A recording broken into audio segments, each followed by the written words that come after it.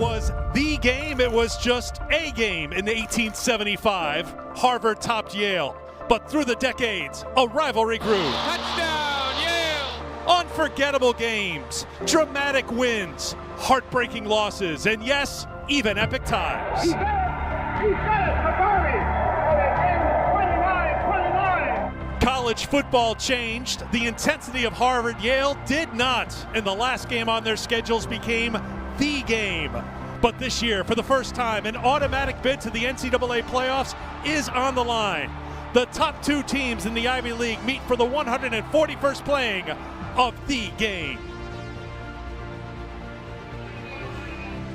Welcome to the All-State Saturday kickoff, and welcome to historic Yale Bowl in New Haven, Connecticut for the 141st playing of the game. It's also senior day for Yale. The rain is clearing out, chilly fall afternoon, and we are ready for Yale and Harvard, two nationally ranked teams meeting for a spot in the NCAA playoffs for the first time. Harvard has already clinched at least a share of the Ivy League championship. With a win here today, Yale would be co-champions with Harvard, and Yale would get the automatic bid to the NCAA tournament. A Harvard win, they would cap an undefeated regular season and get the automatic bid to the NCAA tournament. It is great to have you with us here in New Haven with the Yale alum, Jack Ford. I am Eric Freed. Of course, these are two universities, two football programs steeped in tradition and history. And it's so unique that we are living some history here today, Jack. You know, Eric, I don't think it's an overstatement to say that this game, the game, is the most significant football game in the long and storied history of Ivy League football. First of all, it's the game, and that's always a big deal. Secondly, as you mentioned, two nationally ranked teams playing for the Ivy League championship. Harvard already with a share of it. Yale would like nothing better than to bump them off and to share that title here. And then you have what you mentioned in the nearly 5-decade history of the FCS playoffs. Never before has an Ivy League team been able to contribute and participate until now. So the Ivy League now has an automatic qualifier. The winner of this game is going to have a chance to play for the first time for a national championship. Could be a two-bid league. We'll talk about that as we go along, but let's talk about two of the star players, not just in the Ivy League, but in the country. It's the Harvard quarterback, Jaden Craig first. Jaden Craig has catapulted himself into that pantheon of the greatest Harvard quarterbacks ever. He has shattered the passing touchdown record this year, throwing for 2,500 yards, 21 touchdowns. He's had only 5 picks, and many of them were deflections. He's big, he's strong. NFL has great interest in him, we are told. And in addition to that big-time arm, he can hurt you with his legs. Hasn't run that much this year, but he can do it. Josh Pitzenberger can hurt you with his legs. The Yale captain having another great year. He's been tearing up the Ivy League for 4 years now. As a freshman, he was the Ivy Rookie of the Year, leading the league in rushing right now. He'll run between the tackles, but he has the power to get outside. He's got the speed to go the distance. And what the Harvard coaches told us, in order for them to win this game, they've got to stop number 7.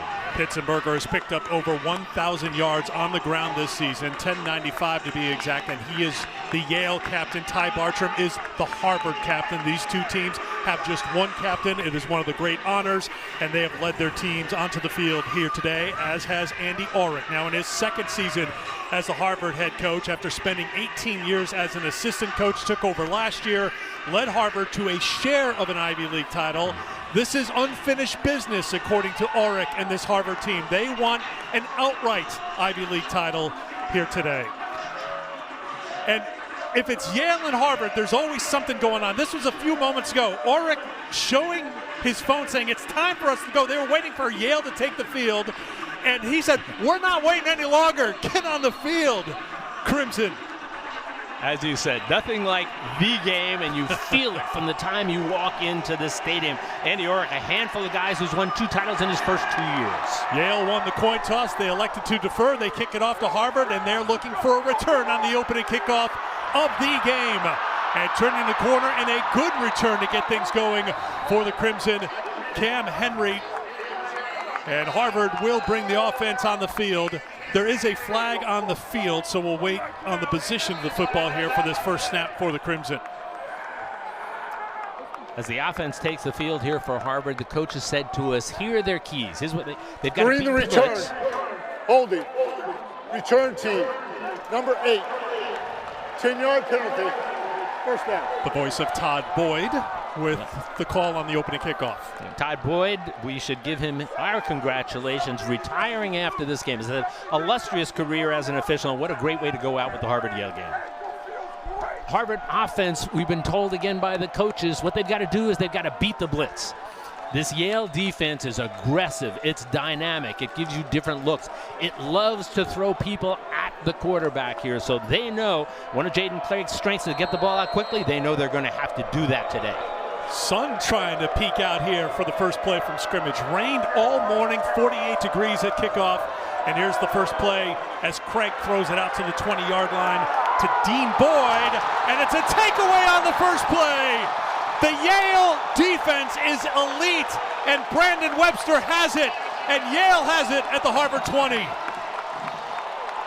We talked about the aggressiveness of this Yale defense. They blitz. They'll cover you man-to-man all over the field. They feel that their guys are better than your guys.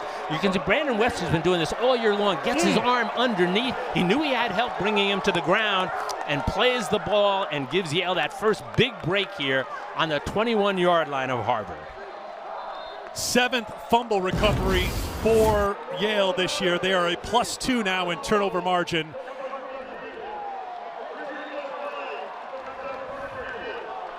Officials are going to go to replay here to confirm the turnover. On the field, the call is a fumble. You saw clearly Webster ripping it out, but they will go up to the booth and take a look. Now, clearly he was not down. Question would be, was his forward motion stopped? But that would have been a whistle on the field by the officials. And forward motion is not reviewable. So I think here they just want to make sure that a knee was not down when the ball came out, because it looks pretty clear to us from up here it was not. Again, if they were calling forward motion stop, there would have been a whistle, but he was still moving forward, so I don't imagine the booth is going to change this. Jack talked about it, how aggressive Tony Reno's team is, how good they are defensively. 30. The ruling on the field is upheld. First down, Yale. 32 sacks, 14 takeaways, and they get a takeaway on the first play from scrimmage. And Tony Reno's son comes onto the field. He is the quarterback for Yale, Dante, the sophomore who transferred from South Carolina. Josh Pitzenberger in the backfield. Reno to throw on first down. Turning up, breaking a tackle inside the 5, to the goal line, to the end zone. Jackson Santiago, touchdown Yale.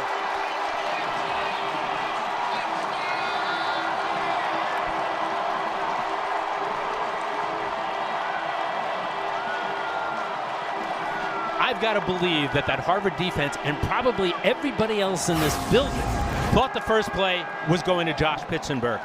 Dante Reno sees that there's very soft coverage out on Jackson Santiago, who is a sophomore, has really developed into a threat here on this offense.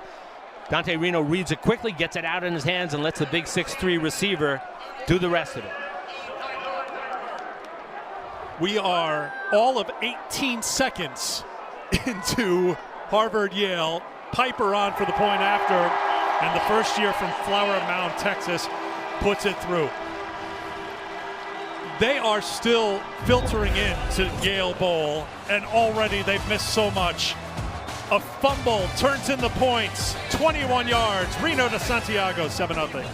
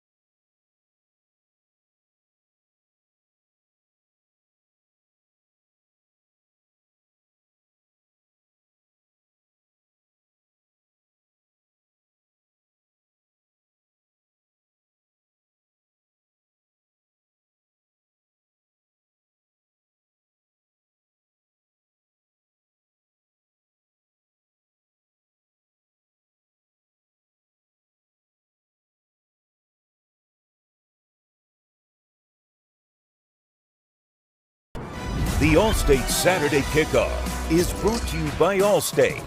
You're in good hands. Back in New Haven, the 141st playing of the game, and Yale jumps out to a 7-0 lead over the Crimson. We talked about the traditions, and one of the great traditions, and Jack, you played at Yale, that's Josh Pitzenberger, number 7. He's the Yale captain, the only captain. It's voted at the end of each season who will be the captain for next year. Ty Bartram is the Harvard captain, but this is an emotional and special moment for these captains. It's a great tradition. Yale team walks from the field house, which is off in the back left corner there, and the captain welcomes every one of them and basically says, good game. Well, Jack, do you care to break down what we've seen in the first 18 seconds of this game? I'm still trying to catch my breath. I don't think anybody expected that. You know, I wouldn't be surprised to see a lot of points scored here. I don't think anybody expected it to be that quickly. Conforti with the kick. Henry with the return, and he is hit hard at the 17-yard line. Special teams stepping up. We've seen the defense step up. And Williams on the pop on special teams. Here's the thing about this Harvard offense. They've got 9 games under their belt. They got a lot of younger guys who hadn't played a lot before, but they're all veterans now. You get to your 10th game, and you're not a rookie anymore, and you've got number 1, Jaden Craig, in the backfield. One of his great skills and talents is his poise, so don't expect to see him panic at all. Craig throws incomplete. Intended for Logan Reska. We have an eye on the tight end situation for Harvard here today because Seamus Gilmartin missed the Penn game. Number 2 receiver now for Harvard, Ryan Osborne, who had an 82-yard touchdown reception in that wild win over Penn last week. He was battling an injury this week, so Reska could be the number 1. We'll see how it plays out for Harvard. Empty backfield for Craig on 2nd down and 10. Gets tripped up, falls ahead for maybe a yard, and 3rd and long coming up. Jalen Tate, junior from Atlanta, with his 28th tackle on the season. We talked about how good Jaden Craig is, and as I said, one of the top all-time Harvard quarterbacks. But this is a very balanced offense. They've scored 22 rushing touchdowns and 22 passing touchdowns. So it's not all the Jaden Craig show, although we know how good he is. Let's see what he can do now with a 3rd and 9.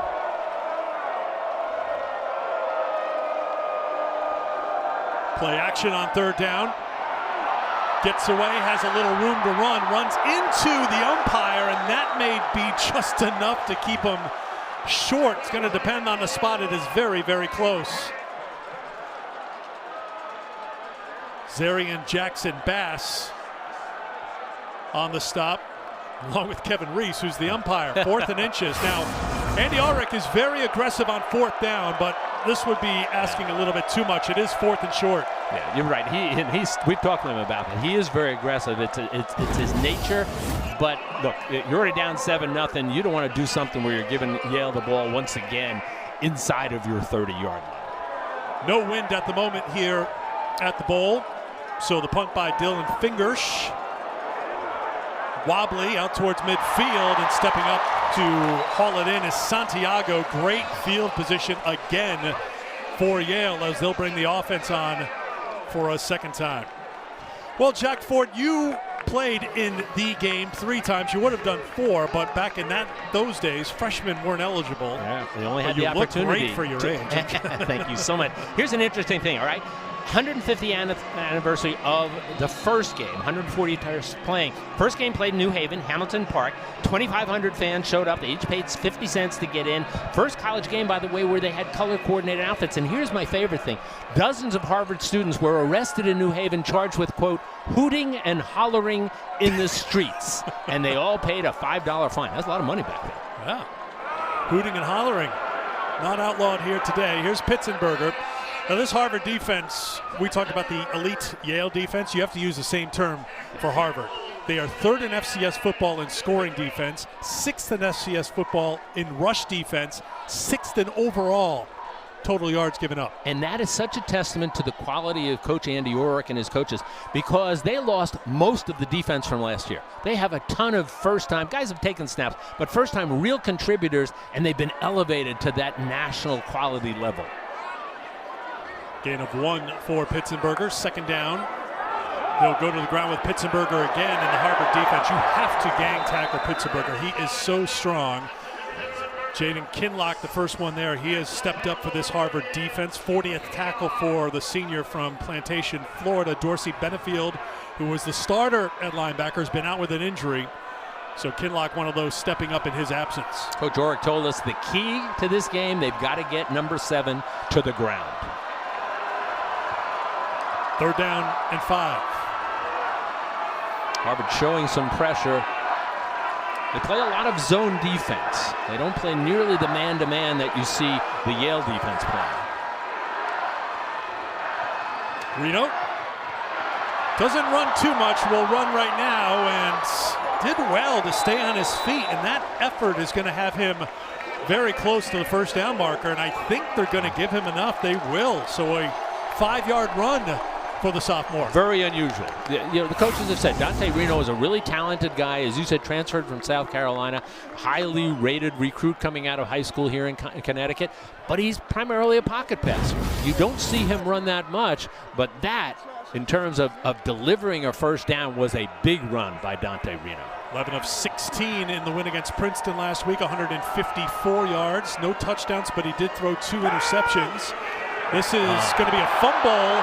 It's on the ground, and it's wisely covered by Pitzenberger. It was going to be a second pass. It was originally, though, the backwards pass, so that was a live football. But you're right, Jack. They were looking to throw something downfield, but the connection wasn't there. And he had somebody wide open. You can see behind the line so that he'd be able to throw the second pass, and hustling by Josh Pitzenberger to make sure that ball doesn't get turned over, because as you said, Eric, that was behind the line of scrimmage. But when they look at the film, they had a receiver deep, wide open. Sean Line, number 35 for Harvard, having an outstanding season, was the first one there on the contact. A loss of 15. They get a little bit here on second down out to the 49-yard line. Nico Brown, who has emerged as the number 1 receiver for Yale. Mason Shipp most likely would have been the number 1, but he's out with an injury. 53 catches now for the senior from Huntington Beach.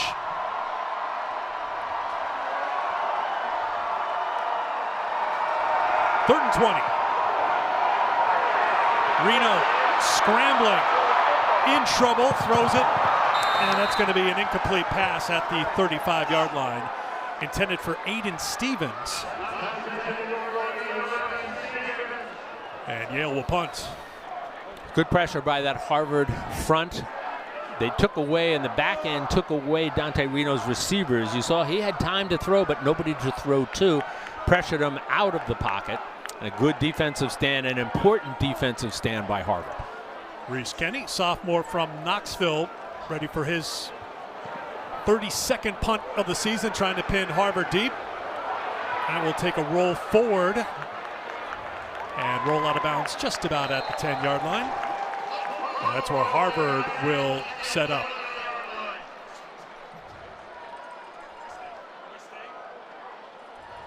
So Jaden Craig will bring the offense back onto the field here. Craig, one of the best in the country, looking for an equalizer. His Harvard team is down 7-0.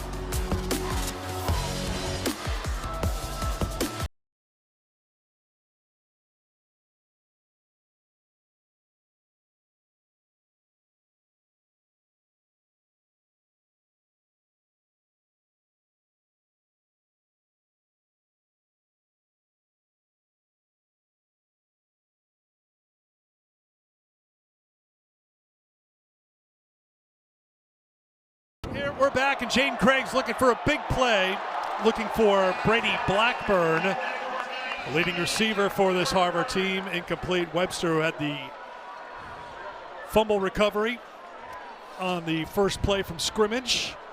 Each of these teams have had a wide receiver emerge. You mentioned before in terms of Yale's Rico Brown, how he has done it. Brady Blackburn has become the guy, replacing Cooper Barcade, who was the star last year, who graduated and now is playing for Duke. And you could see that Jaden Craig has confidence in him, airing that out and trying to get a back shoulder deep pass to him. Fumble! Ball's free again. Battle for it. The officials are indicating Harvard recovered. It's going to be Craig at the bottom of the pile who's got it. Second time that Harvard's put the ball on the ground here in the opening minutes of the game. You can see Jaden Craig wanted to pull that ball, and just the exchange, the sink, the mesh was not smooth. It goes off of the left hip of Excavia Bascon, his receiver. Not what you'd expect to see 10th game of the season for an offensive team. He had to show some strength there. He was 1 against 2 trying to secure that football. Craig throws it, making the adjustments. Harvard sideline looking for a flag, not getting it. Intended for Dean Boyd. Chris White, number 20, in coverage. Harvard will punt. What we saw there, sorry, Eric, what we saw there, 3-man pattern. And the reason is Harvard needs to protect against this rush. We talked about at the beginning, Yale will send bodies from every direction after the quarterback. So kind of unusual, a 3rd and long, to see only a 3-man pattern. But they needed the extra protection. Santiago is standing at the Harvard 40-yard line waiting for the fingers punt. Chance for great field position again for the Crimson. It's a short punt. It does roll forward though, so that benefits Harvard, but still Yale winning the game and winning the field position battle right now. And as we know, in these games, field position is essential here. You know, I think Yale knew that given this explosive offense, they need to try to control it, keeping them their own back of the field, that hopes that they could have good field position. They have it coming back. Yale up 7-0 at the Yale Bowl.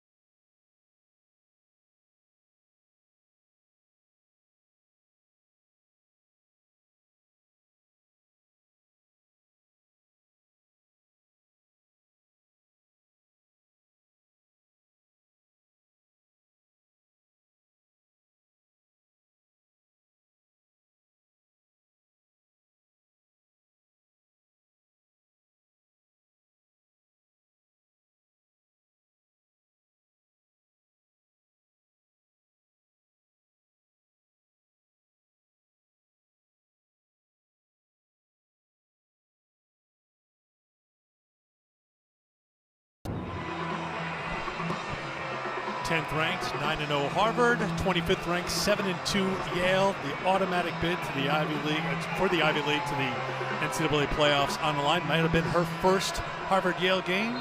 What is this for you? This is. Oh gosh, it's I don't have enough. I'm being fingers sincere to count here. Got to be 50. From the 43-yard line, Pitzenberger gets the carry. Well, you You were here for 4, right? Played in 3, Played in and 3. I don't think you've missed one since your playing days. I actually missed a couple for children's events, and everybody understood. Then I just started bringing the kids with me, and made it easy here. Give Pitzenberger 4, 2nd and 6. Yale on top. They scored on their first play from scrimmage after a takeaway on Harvard's first play from scrimmage. That's going to be incomplete. Broken up by Austin Guillory. Austin had a big game against Penn, 10 total tackles. A game where the defense was tested in Penn Harvard, 45-43. It was like a video game. We can talk a little bit more about that. That last ball, a little bit off target, throwing a little bit behind the receiver. Good job then. Aiden Stevens is the receiver. Good job by Austin Guillory. Pitzenberger's got it, and he's got the first down out across the 30 to the 29-yard line. That's what Josh Pitzenberger does. You never see the first guy to hit him bring him down. We don't keep yards after contact statistics here in the Ivy League, but if you did, I'm sure his numbers would be staggering. 24 carries, 106 yards last week at Princeton. He picked up 3 first downs on the go-ahead drive in the fourth quarter. It was a 10-10 game. Yale won it 13-10 on a Noah Piper 37-yard field goal with 3:50 to go to set up this showdown with Harvard with a chance to win a share of the Ivy League championship and a spot in the FCS playoffs. Nico Brown's got it out across the 25. It's interesting. Both of these offenses like that quick flip out there, that wide receiver screen. You got one other guy there to block for him. Nico Brown, you can take a look. You talked before about, Eric, how he had exploded. Look at what his season was coming into this and what he's done this year. So he's just had a fascinating breakout year here for the Yale wide receiver room. Season high was 8 catches, 121 yards against Penn. Second down, carry by Pitzenberger will bring up a third down. Ty Bartram, the Harvard captain, in on the stop. Let me go back to the point I was making about both teams love to do that wide receiver screen.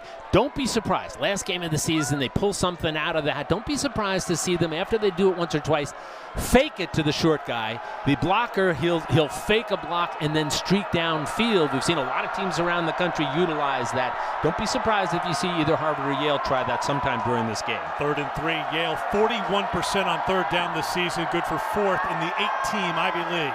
Tough snap handled by Reno, wobbly pass, incomplete. Bartram in on the pressure. Let's see what Yale decides to do. They'll look for 3 points here and bring the field goal unit on. Harvard doesn't bring nearly as much pressure as this Yale defense, but you saw 21, Ty Bartram, who's a preseason and justifiably so All-American, has a game up front. All of the Yale linemen match up with defensive linemen, and Bartram finds the space, finds the gap to put the pressure on Dante Reno and force this field goal attempt. Yale is short a man, so they're a little late getting their personnel together. It'll be a 40-yard attempt for Noah Piper. Piper's kick is on the way, and it is good. He delivered from 37 in the win against Princeton last week. He is now 13 for 15 on the season. 10-0 Yale on top. Could not ask for more if you're Yale. You get the turnover, you get the touchdown, and now you add 3 in a game you have to get an Ivy League championship.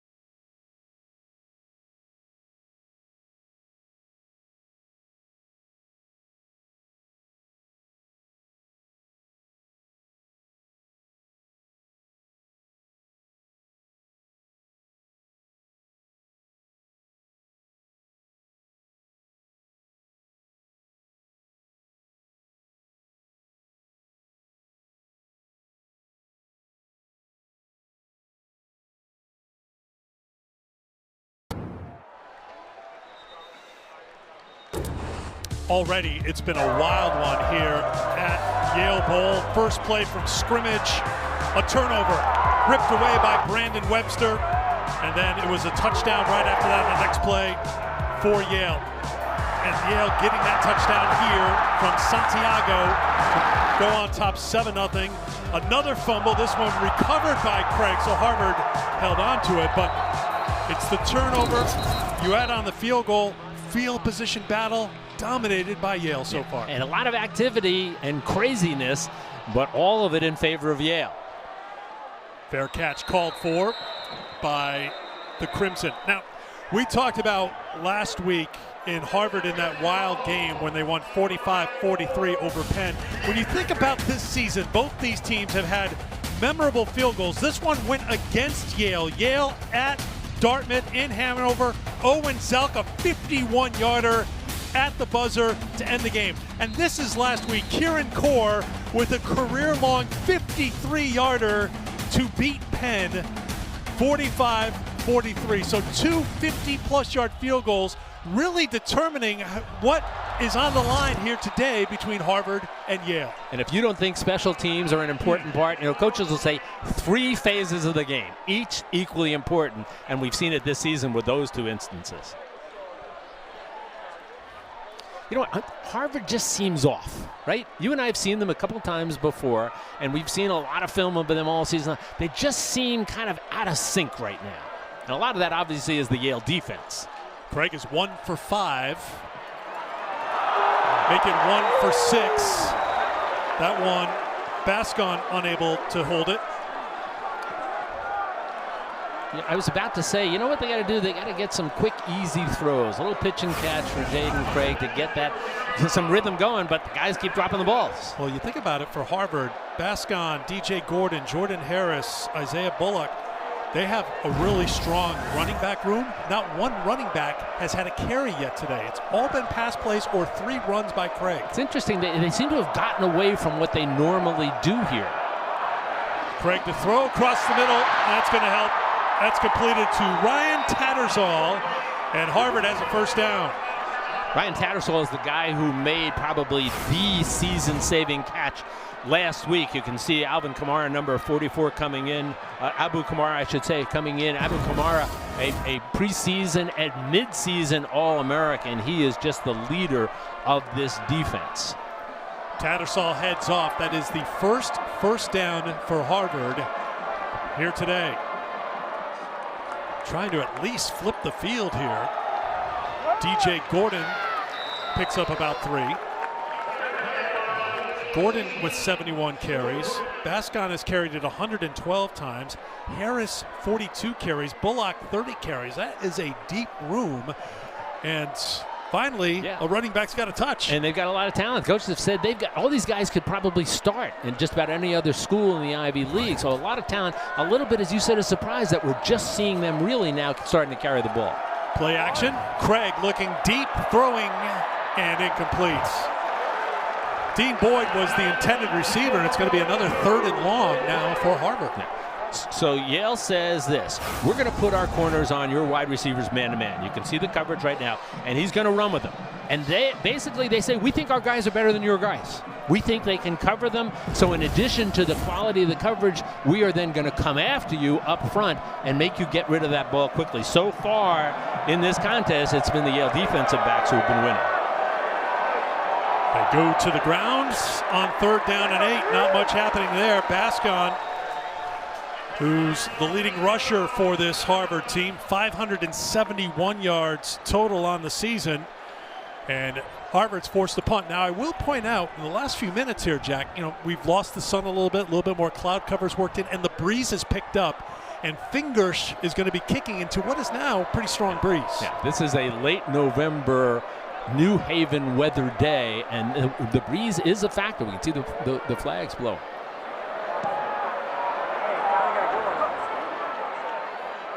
Santiago will take it at 21. So the average starting field position for Yale had been the plus 43-yard line. So at least Harvard did flip the field a little bit.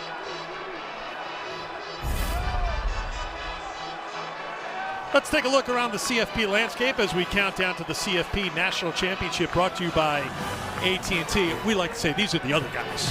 The other championship, A&M, right? Georgia, There is Ole Miss, another one, right? Bama, Other than the FCS championship. These are the other guys. So we follow that. Jack and I are football fans. We'll be watching, but we welcome those of you who are joining us for the game, because a spot in the FCS playoffs is on the line here today. The winner gets the first ever automatic qualifier to the FCS playoffs out of the Ivy League. Pretty good play by Yale. One of those student body right plays. A lot of blocking there for Billy Dow, senior from Amityville, New York, his 60th carry on the season. Looks like one of the old Southern California student body right or left. They seal the edge. Great pull blocking coming across.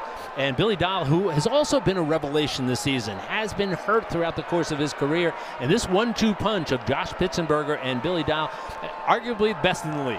That's his first carry ever against Harvard. As Jack mentioned, in and out of the lineup in his career. Not much happening here, just a yard or two out across the 30-yard line.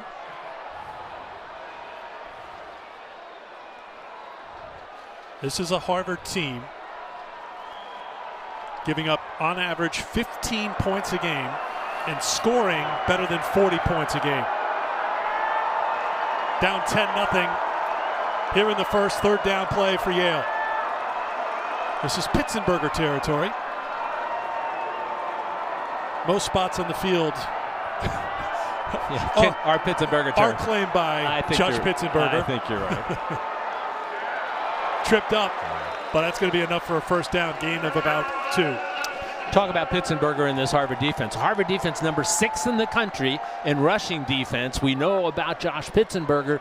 So what you got is, like the Ivy League, we can use some physics principles. We have an irresistible force against an immovable object. Harvard defense, Josh Pitzenberger, and the Yale offense. I thought you focused on the classics in your Yale days. As a history major, I went nowhere near the science classes. I'm making that up. I think my daughter, Ashley, who's a surgeon, taught me that. First down and 10, approaching 2 minutes to go in the first quarter. Nico Brown on the sweep. The receiver looks like he's got enough for a first down. Not a lot of depth in the wide receiver room for Yale this season. Santiago and Brown, their top 2 guys. If you think about last year, it was Mason Shipp, David Pantelis, Chase Nenad, Joey Felton, but combination primarily of Santiago and Brown have gotten it done. And that, one of the few times all season I remember seeing that wide receiver sweep, that jet sweep. Again, last game, no sense holding it back. If you got something, throw it in now, especially if the defense hasn't seen it before. Pitzenberger pushes forward. That is the kind of change that you have to make in your mind, I think. This always, forever has been the last game. This is not last game. If Harvard wins, they'll keep playing, and Yale could keep playing with an at-large bid. Dartmouth is a team that is going to be very closely watching this game here today, because if Harvard wins, that might open the door for the Big Green as an at-large team. Good stick just inside the 50. It's going to be a third down and short. If Yale wins here today, they get the automatic bid. Harvard has done enough, certainly, to be an at-large bid. I've got to believe they get an at-large bid with what they've done and how high they are ranked nationally. But as you said, Harvard wins, they go. And then the committee says, well, how about Dartmouth? How good are they? And then how about Yale? Now, Dartmouth beat Yale by that 1 point in the 51-yard field goal with no time left, but they still beat them. So it's going to be an interesting calculus for the committee come tomorrow. Selections noon tomorrow here on ESPNU. Good hard run forward. That's enough for a first down. 4th and 6. We mentioned the Big Green taking on Brown in Providence today. Very much a team that should be considered for what they've done this season. They knocked off UNH. They knocked off Central Connecticut. 2 very good teams. So we'll keep an eye on that Dartmouth-Brown score. And I know Dartmouth fans are keeping an eye on the Harvard-Yale score, which happens every year. In the past 2 years, it was to see if somebody had a share of the Ivy League title with Harvard. Reno to throw, lofts it down the sideline, and that's going to be pass interference. The flags come in. Graham Smith, the tight end, the intended receiver. This will be a first down for the Bulldogs. What's interesting about those long plays, and coaches will talk to you, if you've got the guy streaking, and the ball was a little bit underthrown. Underthrown ball is not always a problem because it can set up a situation where, let's listen. Pass interference. Defense. Number 21. 15-yard penalty. Automatic first down. So the possibility is your wide receiver who's tracking the ball, the defender is not, can read it, come back to make the catch, which he was trying to do. And the other possibility, as we saw, is the defender is overplaying it because he's not tracking that underthrown ball. And that's what we saw right now. It was, as we saw in the replay, it was Jaden Kinlock who made contact, not Ty Bartram. They announced number 21 here in the stadium. And he's a linebacker. That's tough coverage. That's tough to ask him to run on a deep ball like that. Should be the final play of the first quarter. First down at 10. Reno with the quick pass down to the 25. Pushing forward is Nico Brown. And that will bring a close to the first quarter. It started right from the very first play. The takeaway by Yale on defense. It turned into a touchdown for the Bulldogs on the next play. They added a field goal. And in the game, it's all Yale after one here in New Haven.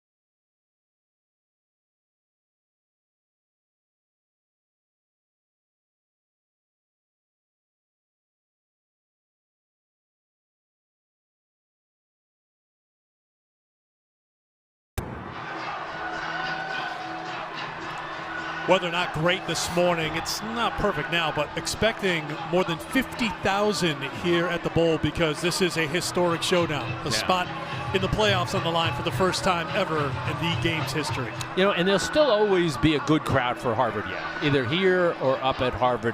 But when you have this on the line, this is a huge turnout. First play of the second quarter is a pitch to Pitzenberger.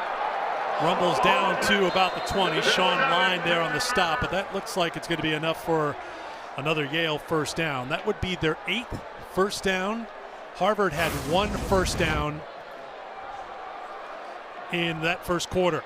And watch this, you can see, look, Josh Pitzenberger fumbles the ball out of bounds. Fortunately for Yale, it goes out of bounds. But, he's just not a pounder between the tackles. You can see the quick feet allows him just to hurdle a defender there. So he has the ability to run inside, but you can see him bounce a play outside. And you see he's got a 62-yard touchdown, I think, to his credit this year. So he has the speed to break it open. So the fumble out of bounds, has the ball at the 20-yard line. Right back to Pitzenberger. Jack talked about his durability. Came into this game with 217 carries in 9 games. That means that's 24 carries per game. That defines workhorse. That is a lot of work. His running style is such that guys don't get clear shots at him. He runs. You hear people talk about running behind your pads. He's not upright. He always delivers as many blows as he receives, and I think that's also a key to his durability. Yale in the red zone. Harvard's red zone defense has been outstanding this season, but there's room for Pitzenberger to run, hit hard inside the 10, but that's going to be another first down. Another hit by Kinlock. Pitzenberger with 7 games where he's gone for 100 or more this season. Came in with 1,095 yards. First 1,000-yard rusher for Yale since 2017. Zane Dudek went for over 1,000, and that gives him 3,000 in his career after that carry. And guess who's got it? Pitzenberger. And guess who's got another touchdown? Pitzenberger. 16-0 Yale.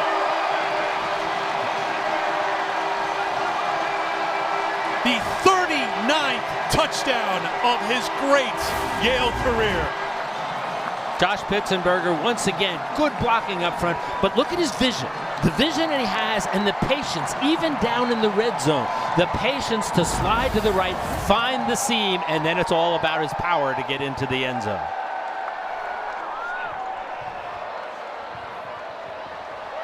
Piper on for the point after. So on that drive, Josh Pitzenberger joins the 3,000-yard club at Yale, and then he finds the end zone yet again. He does, and this puts him ahead of another Yale legendary running back, John Pagliaro, one of the few 2-time Ivy Players of the Year. This was back before it was offensive and defensive. So now Josh Pitzenberger has that number 2 spot all to himself.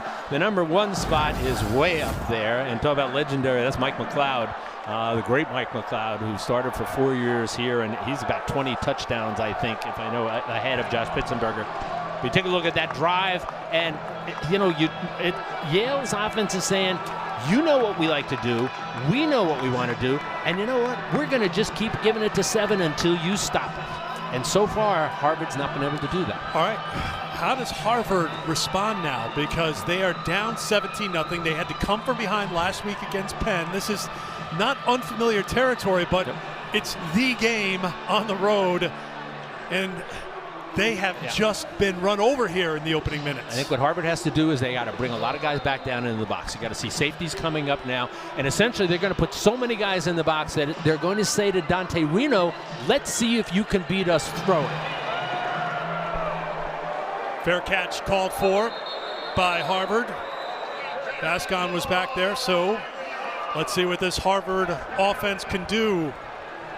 Andy Ulrich, familiar scene for him, just trying to keep his team up, but right now they've run into a buzzsaw. We know how good Yale has been down the stretch here as the Bulldogs have won 5 in a row, but the strength of this Yale team is their defense, and they've been spotted to a 17-0 lead here. We came into this, and you and I are talking about, all right, it's going to have to be the Yale defense to really assert themselves here, and they played well. Obviously, they played well, but what we're seeing from the Yale offense is not what I think very many people expected, except for the Yale offense. Craig in trouble, down he goes.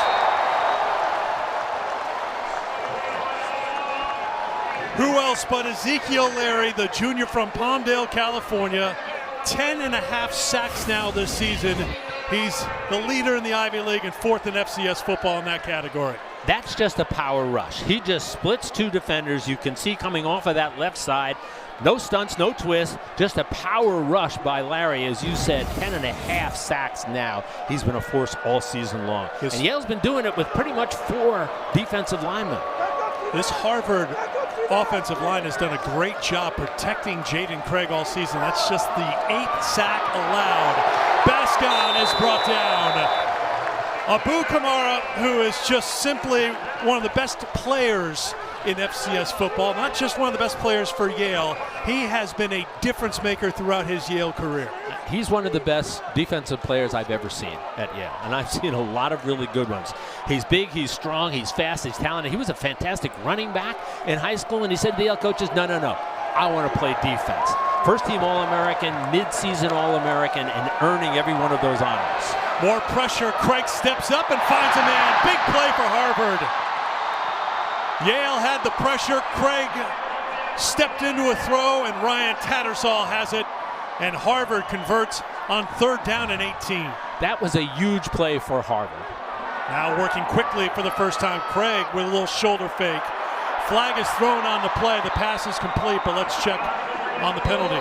Going back to that last play, you saw Jaden Craig's talent, his ability to step up in the pocket given the pressure that he was receiving. So Jaden Craig, we'll get to the call in a second. Jaden Craig, the composure, steps up and connects. Harvard desperately needed that to break up the momentum that this Yale defense had. Substitution infraction. Defense. Penalty is decline. Result of the play is 2nd down. Harvard got that play, and they had the offense run that next play very quickly, trying to find a spark, trying to turn things the other way. You could see right there Jaden Craig, that presence he has in the pocket, stepping up a little bit, finding some room to deliver then an excellent pass to get them that big 1st down. Craig now 4 for 10 passing. On the ground, Jordan Harris. Kamara with the stick. We talk about Abu Kamara's athleticism, his coverage, interceptions, fumbles, and that's a stick. That's a big-time hit coming up. First of all, he tracks him. He runs side to side as well as anybody in this league, maybe even the country, and then delivers the blow when he gets there. Kamara had a 35-yard interception return for a touchdown last season at Harvard as part of that Yale victory at the stadium. Craig throwing, has a man, but just out of the reach of Caden Kaufman. Correction, Brady Blackburn, the intended receiver.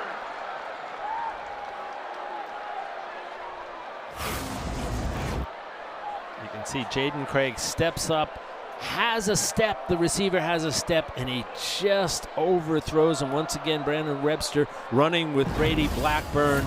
A ball you could see. Now here's the thing, the wind is behind him now, and that might have affected just float that ball a little bit outside of the outstretched arms of his receiver.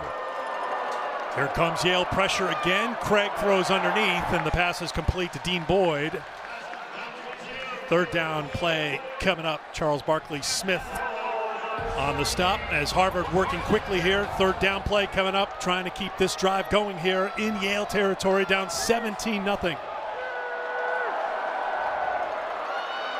Craig tucks it away, makes the move, and's got a 1st down for Harvard. Remember, the Crimson had 1 1st down in the 1st quarter, now finally finding their feet here in the 2nd quarter. And you're seeing the different dimensions of this Harvard offense. We mentioned at the top, Jaden Craig doesn't run a lot. He ran more in his earlier years at Harvard, but he has the ability. You see him step out of one tackle, run through another one, and get that 1st down. Craig, incomplete. Flag comes in. Dean Boyd, the intended receiver. Kamara there on the coverage. Let's see what they're looking at there, because if they're looking at a targeting and it gets number 4 off the field for Yale, that is an enormous swing here. Harvard's wide receivers have got to make some plays. They've got to hang on to the ball. Some wide receiver has to show that he can beat the press coverage, this tight man-to-man coverage that Yale's throwing. Personal foul. Targeting. Defense. Number 4. Previous play is under further review. Kamara shows what he thinks about that call, but it will be determined by replay review. And this from the first look, Jack, to me it looks like probably will not be upheld. Yeah. We'll slow it down coming across the middle. Remember, at this point in time, the wide receiver is considered a defenseless player. So now what you do is if you have that contact to the head and neck area of a defensive player, and the helmet does move. It does move, but Sure it has does. to be forcible contact to the head and neck. So if you have a glancing blow, and you can see, now he's not leading, it's not contact with Abu Kamara's helmet itself, right? That's a different category here. So the question is, are they going to look at this and call this forcible contact to the head and neck? You know, I would think, Eric, that they would look at this and say, yeah, was there a blow? Did it come into contact with the face mask? But was that what the rule is contemplating when they're talking about that forcible contact to the head and neck of a defenseless player? Clearly, this is a huge call for a lot of reasons. It gets Harvard very close into the red zone here if it's upheld, and it'll be an enormous blow to the Yale defense if their leader, Abu Kamara, is off of the field because of this call. So they're taking a good hard look at it in the review booth.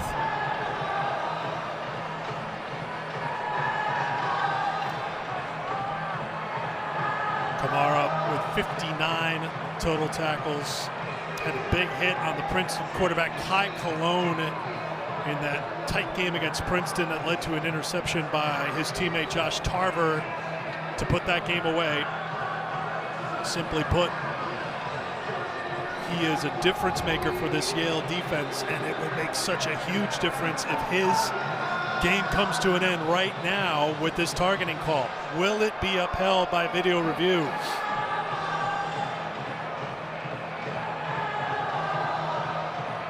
Taking a good long look at this, which obviously they should. Kamara has 2 defensive touchdowns this season. We told you about the touchdown against Harvard last season. This is an enormous Yale crowd here on the edge of their seats, trying to see, all right, which way is this play going to go, and is number 4 going to be taken off the field here because of this call? Again, remember, nowadays, as opposed to last year, there is one call that comes from the booth here. Whether it's upheld or not. You don't go into what we had in the past where, there was, yes, it's confirmed, or we're not sure, so we'll stay with it. So we'll have to see what the result is. A lot of time by the booth, taking a careful look at this. So you can see right there, targeting criteria. And remember, After review, there is no targeting. Result of the play is second down. Number 4 will remain in the game. 2 things. One, it's a pro-Yale crowd. You heard that cheer, but I was just watching the Yale players, Jack, and they all celebrated. Oh, they absolutely. know how big that call was for this team and how important he is for their success. Yeah, it's again, we talked about overstatements before. It's impossible to overstate the value that number 4 has to this defense and to the entire team because of his presence and play. So the nickelback stays in the game. Here is Bascon. And Bascon's got a good carry. Got past Kamara, actually. And he has a strong run. A little pumped up at the end of it. First down for Harvard. Bascon, the leader in that running back room. We've talked about him before. People say he's not big. Well, he's not tall. He is solid. He's 200 and some pounds. He bench presses 350. Look at him run through these tackles. Leg strength, upper body strength. And you can see he's trying to light a fire under this Harvard offense. Billy Eastep, sophomore strong safety, was the one who eventually got the stop.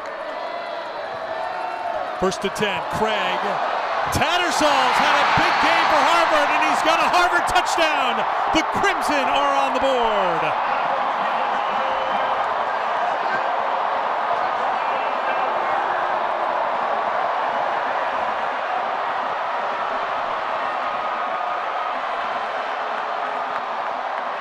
Jaden Craig showing you why he is certainly one of the favorites for the league player of the year. getting Harvard out of their offensive doldrums. You knew, having seen this team, that they were not going to stay down for this entire game. Kieran Core on for the point after, the hero of the win against Penn last week with the 53-yard field goal to win it. Adds on the point after. Craig looking Tattersall's way the whole way. And Ryan Tattersall, the first year from Delaware, hauls it in to get Harvard on the board.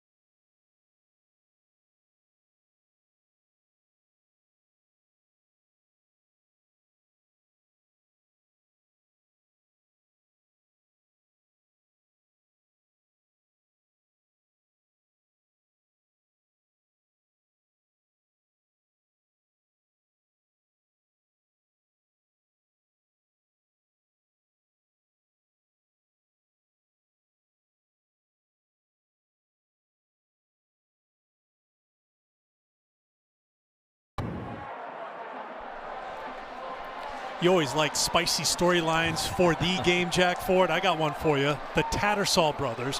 Ryan just scored the touchdown. His older brother, Robbie, getting set to take the field on special teams here for Yale. Why is Ryan wearing crimson? The answer is because he didn't want to play where his brother was playing. If you got brothers, you know that. They love each other to death. They'll also fight each other. But the idea is saying, he's there, I'll pick another place to go, the place where I will wear crimson. And Ryan's got a touchdown, his second of the season. Had a good game against Penn last week, 5 catches, 67 yards. Gets Harvard on the board as Core set to kick it away. He's another of those receivers that has emerged in the back end of the season for Harvard. Core's got plenty of leg, as we saw last week against Penn when he booted the 53-yarder. That's going to go for a touchback. Coming up 3:30 Eastern on ABC and the all-new ESPN app, Arch Manning, 17th-ranked Texas hosting Arkansas. And at 7:30 Eastern tonight, 20th-ranked Tennessee will be in Gainesville to take on Florida in the Swamp. See Arch Manning, what he's done, 63%. He's elevated his game. Extraordinary pressure on in the beginning, way too much than it should have been. He's elevated his game now. Has Texas, again, coming off a loss. They've got to bounce back here and see what they can develop for the rest of this season. That was our Fansville College Football Update, brought to you by Dr. Pepper. See Arch coming up later. Right now we've got Yale and Harvard. Harvard has already clinched at least a share of the Ivy League title.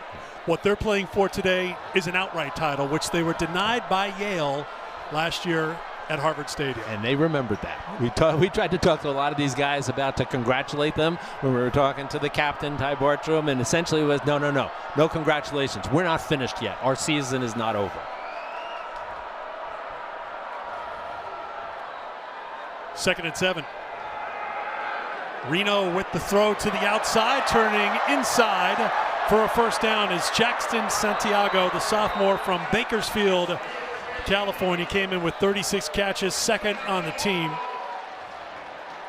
9 catches last year as a freshman. Really has had to elevate his game. You talked about Nico Brown before. Santiago is the other one in that wide receiver room who has stepped up this season. And that play was the same one that Santiago took in for a touchdown.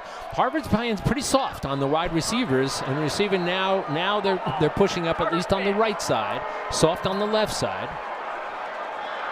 Reno off balance, throws it up, looking for Brown. He's got it. Breaks the tackle. He's in for another Yale touchdown.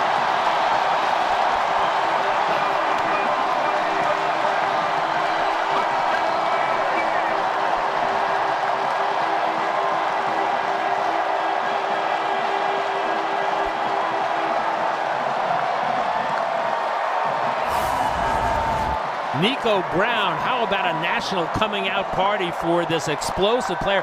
Trips on the feet of the defenders, and from up in the booth here, I was wondering, Zayden Benson is on him, wondering is he going to go down or is the pass going to be overthrown because of that stumble?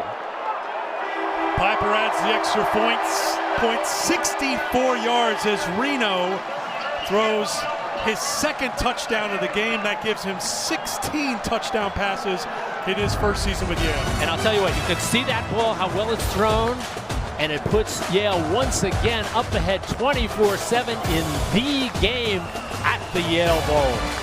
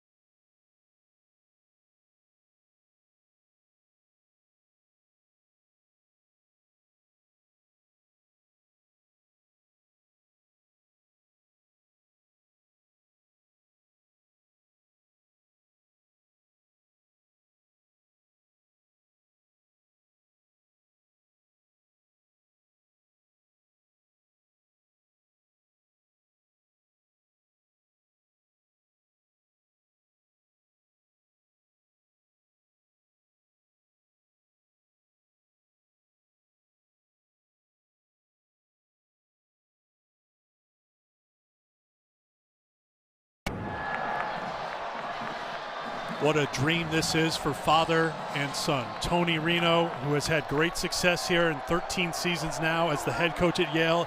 His son starring here in the game in his debut against Harvard. And they talked when his son wanted to transfer from South Carolina. Spent 2 years there. And basically, his son Dante said, I want to come play for you. And Tony said, are you sure? And he said, this is where I want to be. You could see his background, Cheshire Academy in Connecticut, went down to South Carolina. It was said before, this is really, he's had 2 years of no meaningful snaps. Now, there are a lot of other positions on the football field where you can kind of make up very quickly. Quarterback is not one of them. If you haven't taken meaningful snaps in 2 years, you've got to work back into your rhythm in your games. And one of the things he kind of struggled a little bit early on was deep balls. Not there. Not there. 64 yards to Nico Brown. Kicking into the breeze and a fair catch called for. You saw some of the photos of Dante Reno through the years. I want to take you way back because if you think about it, Tony's now here for 13 years. Coming here to Yale Bowl as a kid, and now you're on the field against Harvard in the game. Isn't that, I mean, I can't imagine how exciting that would be. I brought both of my kids, daughter and son, to the Yale Bowl when they were little, and they walked the bulldog around. They both came here. They both played lacrosse, but they weren't on the football field here. But just what a magnificent situation and story that is for the Reno family.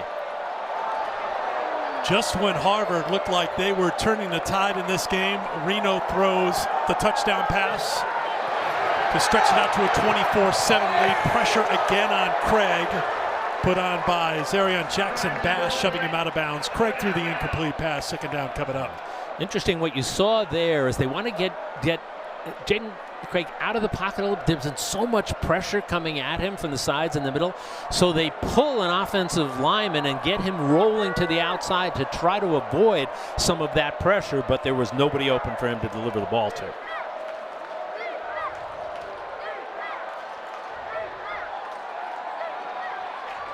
Craig's got it. He's looking deep, but little miscommunication, and perhaps there was a little contact. A flag is thrown on the play. Blackburn stopped around midfield. This may be a hold against Yale. Let's see. So apparently the wide receivers were reading it differently from Jaden Craig. You know, you have a sort of an option route. You see what the coverage looks like. You either then pull up short or then you take it deep, depending on the coverage. If the quarterback and the wide receiver are not reading the same thing, then you end up with a ball overthrown like that. But let's see what sort of call we get. Pass interference on Yale is the initial indication. You mentioned Todd Boyd officiating his final game. Bob Schober, line judge, also retiring after today's game. Pass interference, defense, 15-yard penalty, automatic first down. I'm not sure who the call was on, so it's kind of difficult for us then to figure out up here what happened. Obviously, that was a vastly overthrown ball, so there's always a question as well, was it uncatchable? But again, it might have been the situation where the interference kept the receiver from getting there. The interference is nowhere near where the ball ended up coming down, so it has to have been early on in the routes that the receivers were running.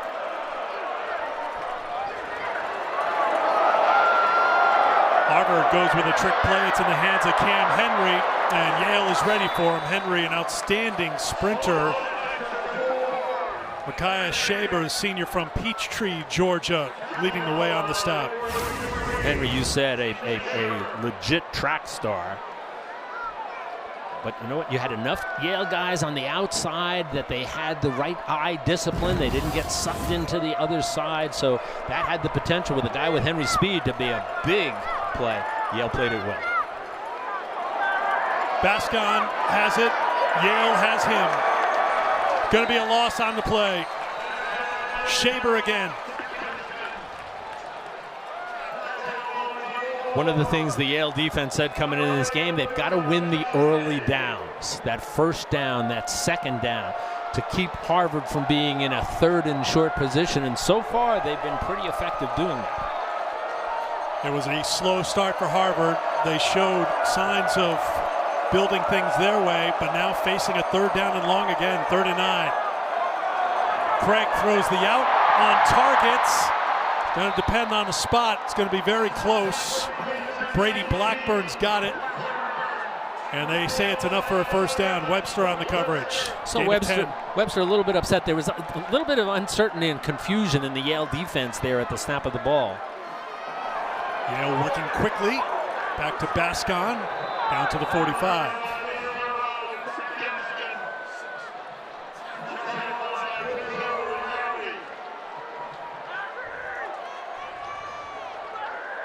Harvard back into Yale territory.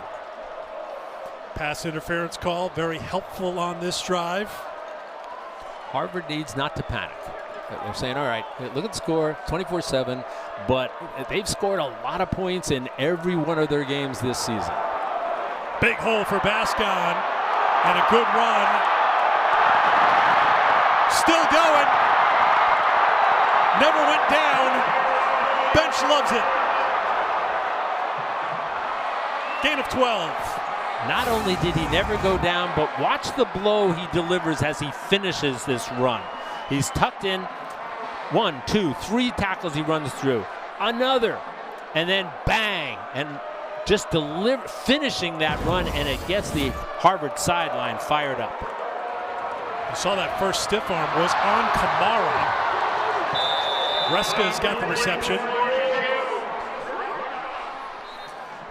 I would expect to see the Harvard offense start utilizing those tight ends a little bit more. Quick passes to the tight ends, out slants.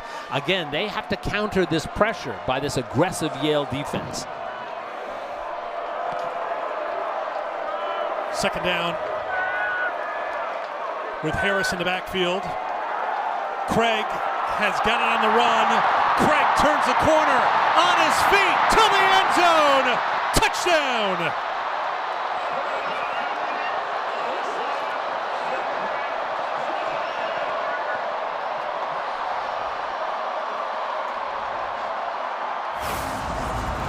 Jaden Craig. You can see, looked like a planned run up the middle. Did he step out of bounds? No, it looks like he kept that foot in. But we talked about his ability. He is an excellent runner. This year they haven't used him. They said they didn't need to. They didn't want to expose him to the hits.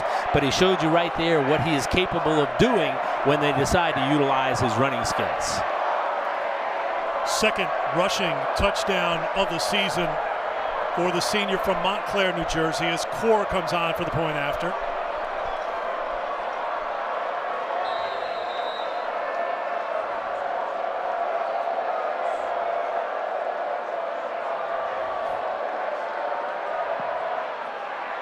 Jaden Craig with a 26-yard touchdown run. Hooked up with Tattersall on the 23-yard touchdown pass in this quarter. Now adds it on the ground, tiptoeing on the sidelines, just staying inside the 5, finding his way just barely into the end zone. 10-point game.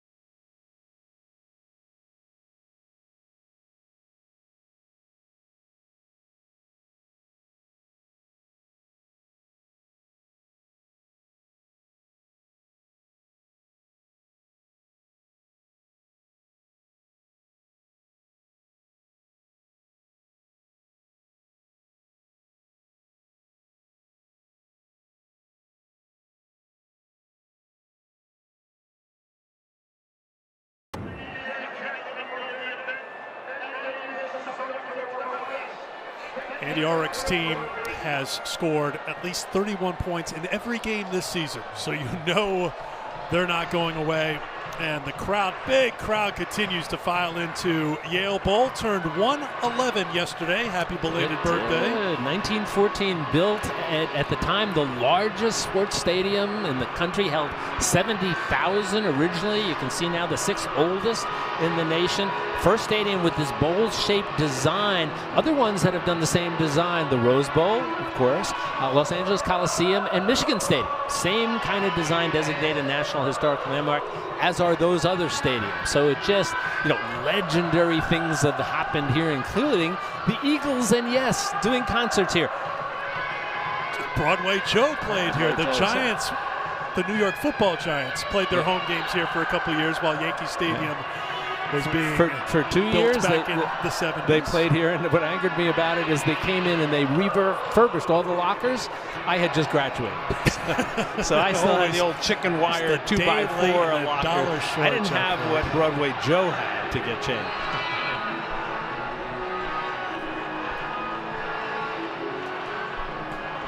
Well, we know Harvard could score points. The question is, can they stop Yale? They've been unable to do so here today. Bulldogs have scored on their last 3 drives, and on all 3 drives, I should say, and that's booted out of the end zone for a touchback. Tuesday night, 7 Eastern, 4 Pacific on ESPN and the all-new ESPN app. We'll have the exclusive reveal of the next college football playoff top 25 rankings. Reese and the crew will break it down from top to bottom, coaches' reactions, and a live interview with committee chairman. That's coming up on Tuesday nights. Also, projection of the 12-team fields. Take a look at the rankings. Ohio State, Indiana at the top. Ohio State taking on Rutgers today. We take a look at this week's college football playoff rankings, brought to you by VRBO. As you saw there, big run on first down for Dow. This is an important possession for both of these teams because, look, we knew coming in this, Harvard was never going to lay down.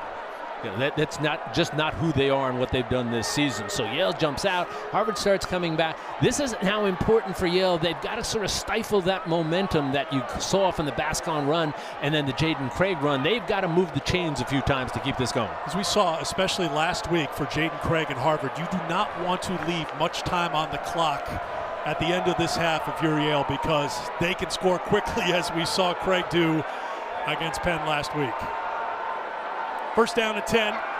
Reno with time, looking at another deep ball, making the adjustment, and making the catch again is Nico Brown.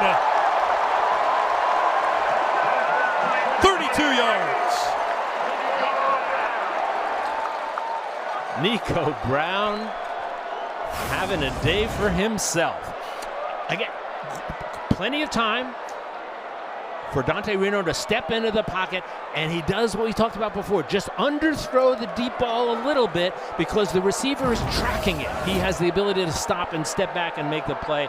Great throw, better catch. This is the first time Nico Brown has dressed for a Harvard game in his career. 6 catches, 122 yards for the senior. Jack talked about it before. No catches before this season.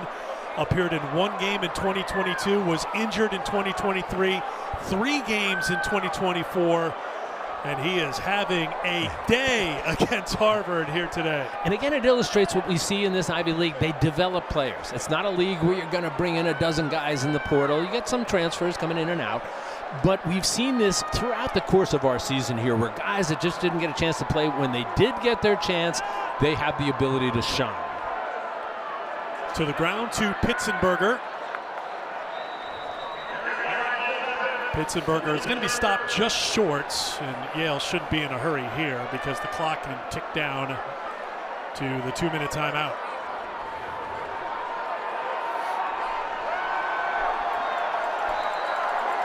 Harvard's defense giving up yards and points to Penn last week. Yale this week. 24-14 Yale with 2 minutes to go in the first half in the 141st playing of the game.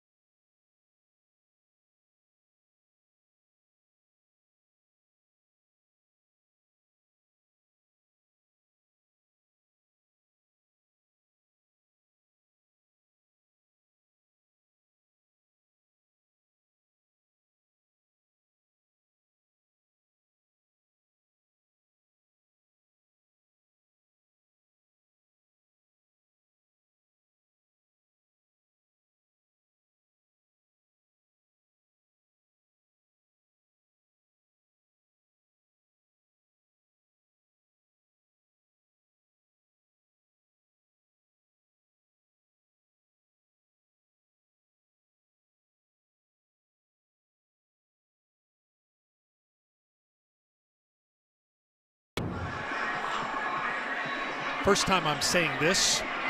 It is the last day of the regular season in the Ivy League. Forever, this has been the last day of the season. So we have our eye on the out-of-town scoreboard.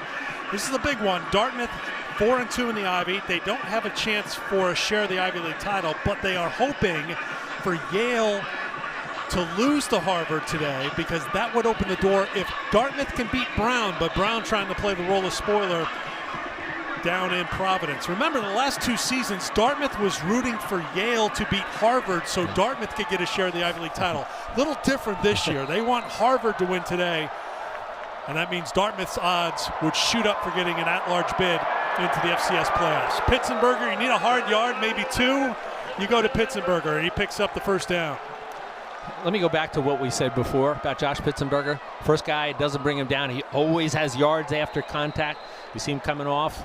Shoe off. Oh, shoe off. For a Yale fan, that's good. But you saw him get hit behind the line of scrimmage, and yet he still launches himself forward to get that first down. If you're Yale, you want that shoe back on, and you want him back out on the field very quickly. Billy Dowell out there in his place. Hasn't been a big drop-off with Dowell in the backfield for Yale this year. He is hit hard by Sean Line. After a gain of a couple. Line has been outstanding. The junior from Stockholm, New Jersey, the team leader in tackles.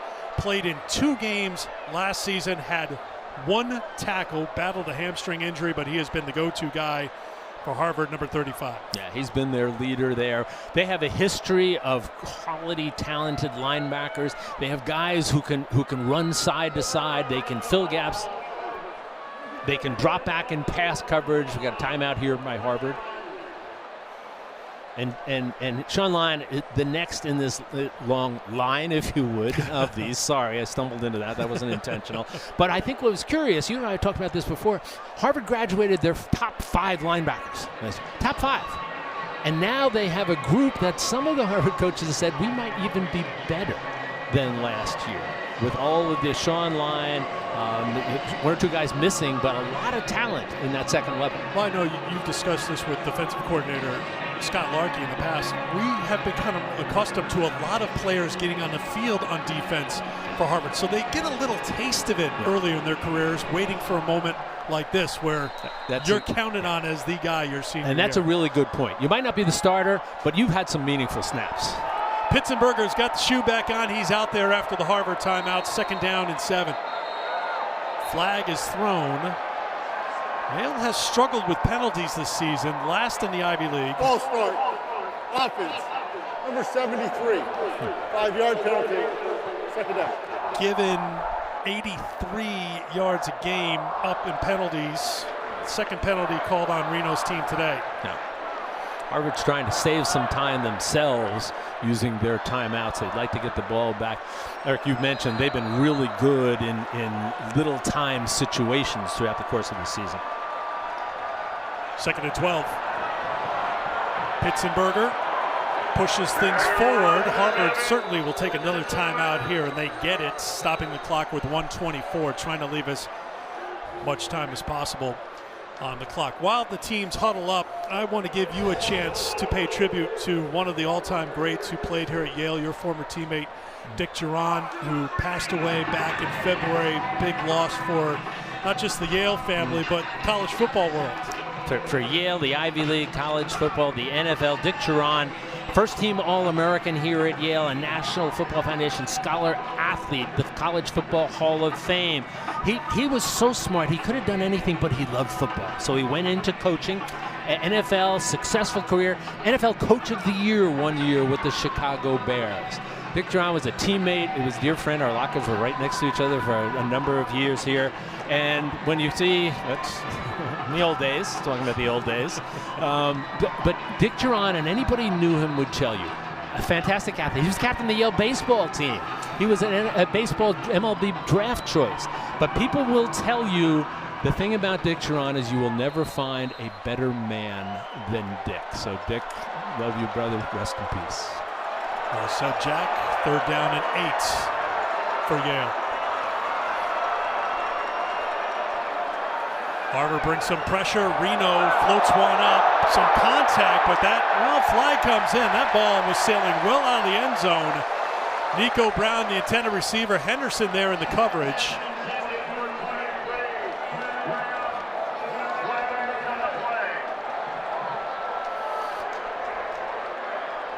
So it goes back to what we talked about before, throwing that deep ball when you get one-on-one coverage. Pass interference, defense, number 7. The ball be placed at the spot of the foul, the 7-yard line. First down. Check. This throw airmailed the end zone. Yeah, he obviously, nobody's catching this ball, are they?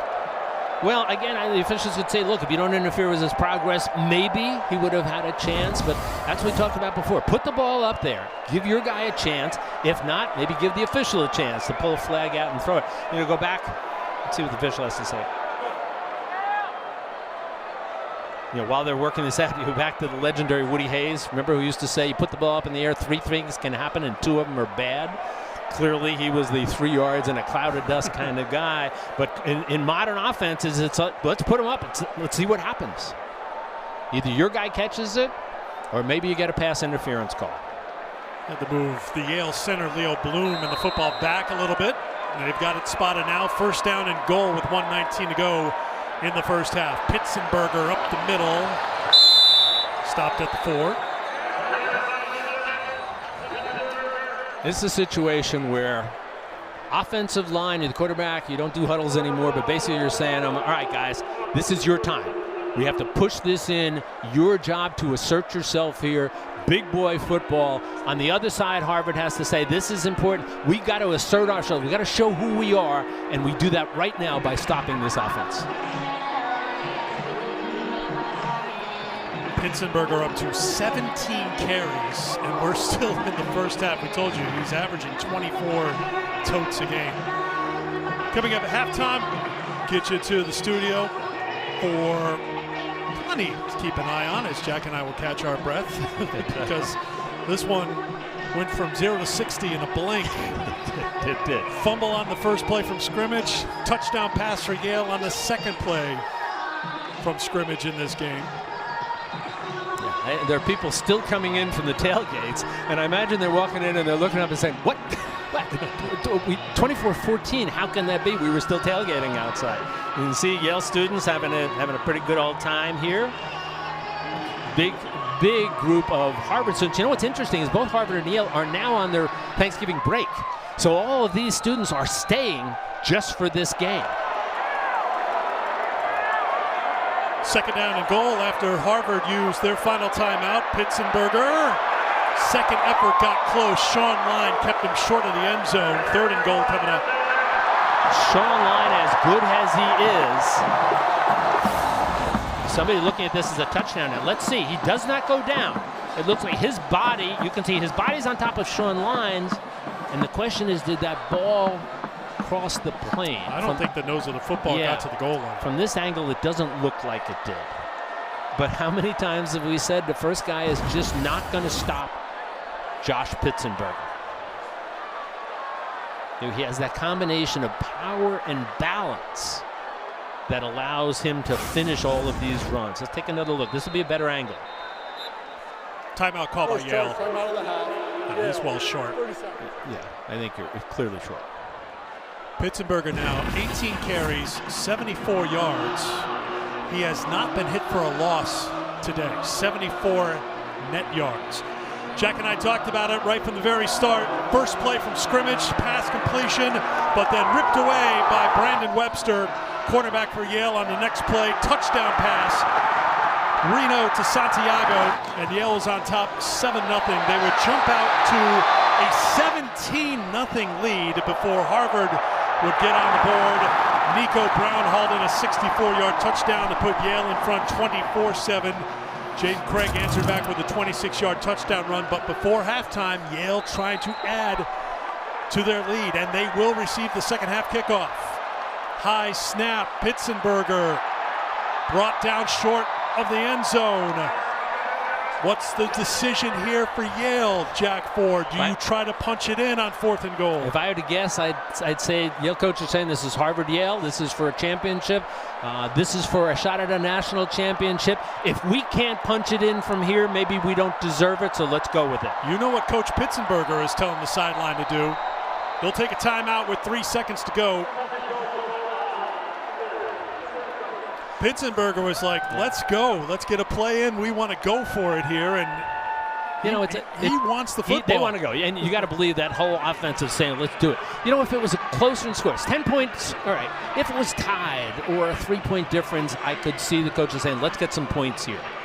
But this, you know, you're looking for a defining moment if you're Yale. And maybe you look at this as the defining moment. You can see the coaches talking about it. Chris Ostrowski is the offensive coordinator, so he was conferring with assistant coaches, and now he'll come in with the play. The offensive coordinator is bringing the play. All right, so what do you do? 4th and goal from that point? Do you give the ball to number 7? I'm pretty sure you do. If you had different in the past, Nolan Grooms was a great player, 2-year player of the year. You could see him putting it in his stomach and pulling it and taking it himself. It's not what Dante Reno does, but maybe they might opt to do that. Reno has used the jump pass successfully this year. Let's see what they do on 4th down and goal. Reno's got it. Pitzenberger forward. Touchdown.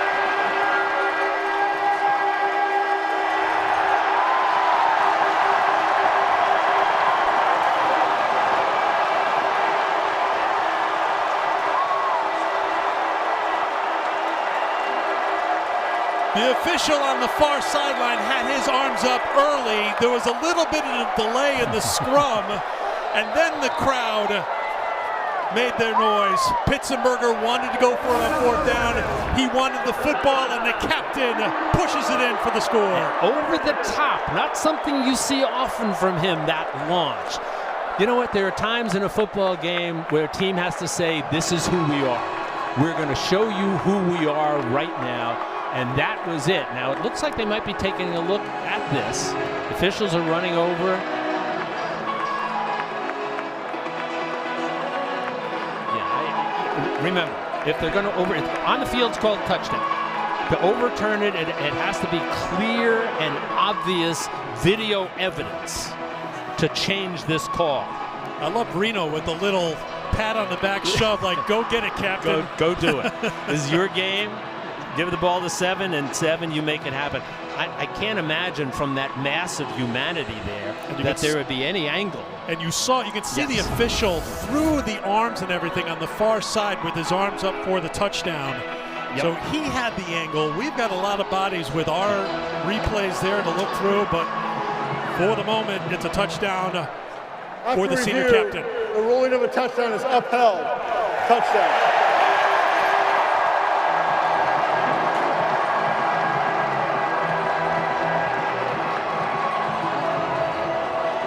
Point after coming, zeros on the clock as Pitzenberger on 4th down takes it in for the touchdown. Eric, I think your point was important that official immediately signaled touchdown from that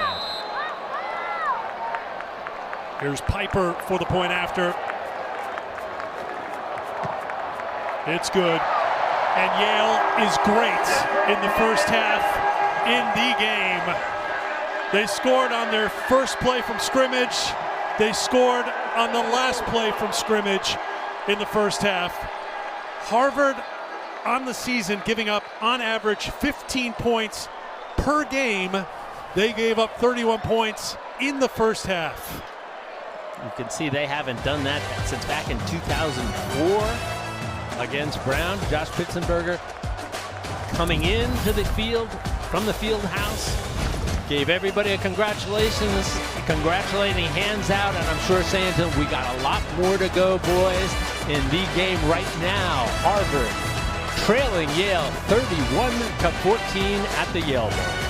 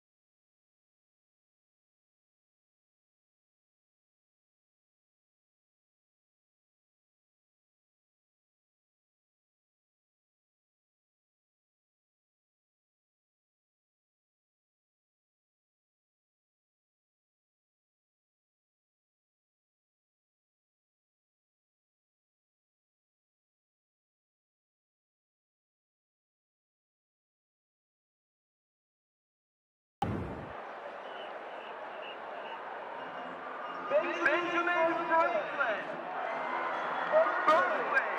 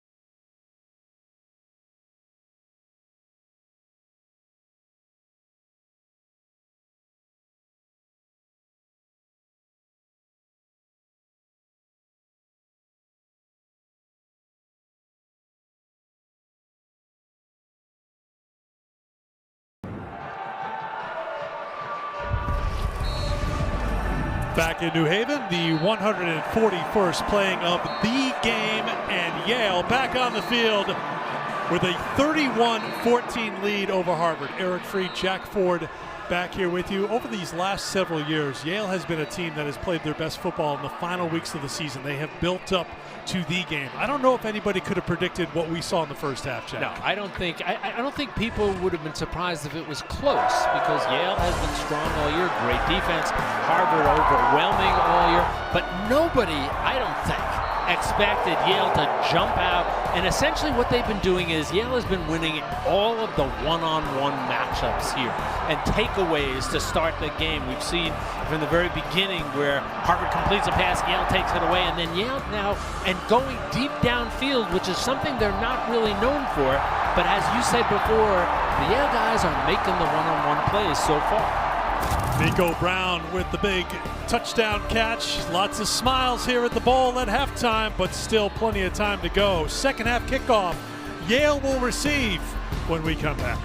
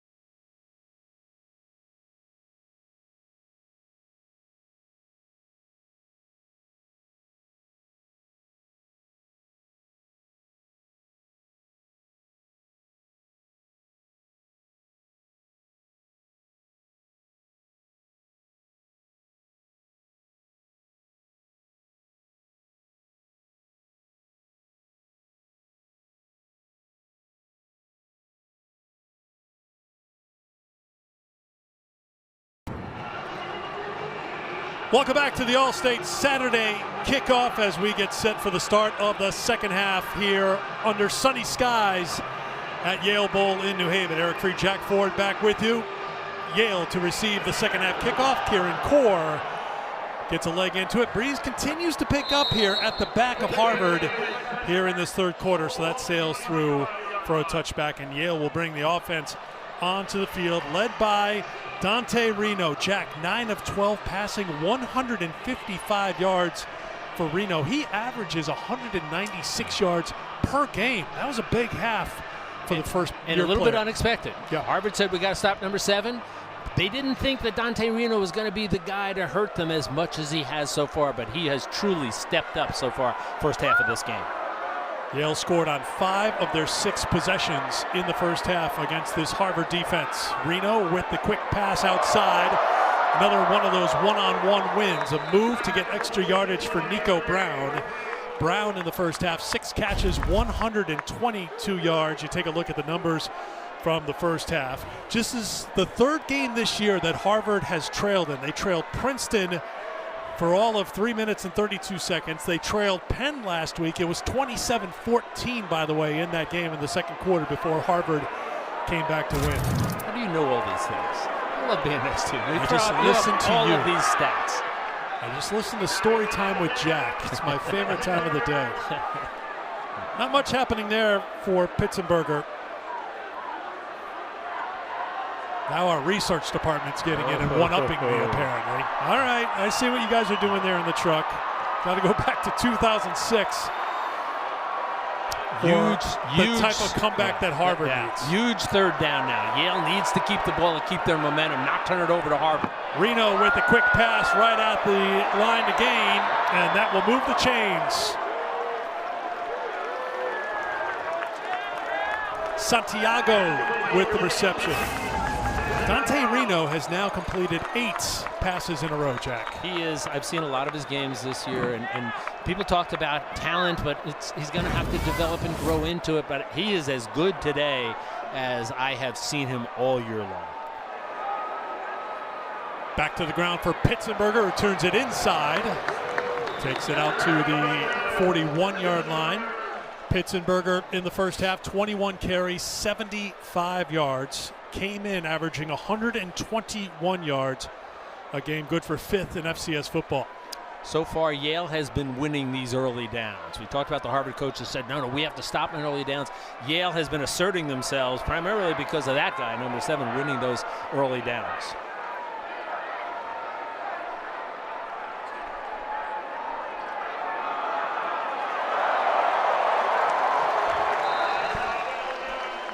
Good gain by Pitzenberger, another first down.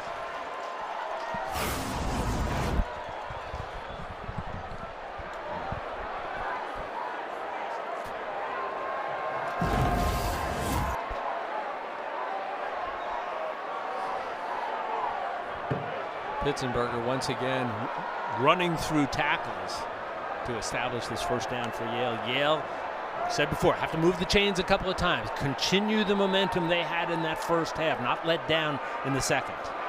Billy Dowell picks up a yard.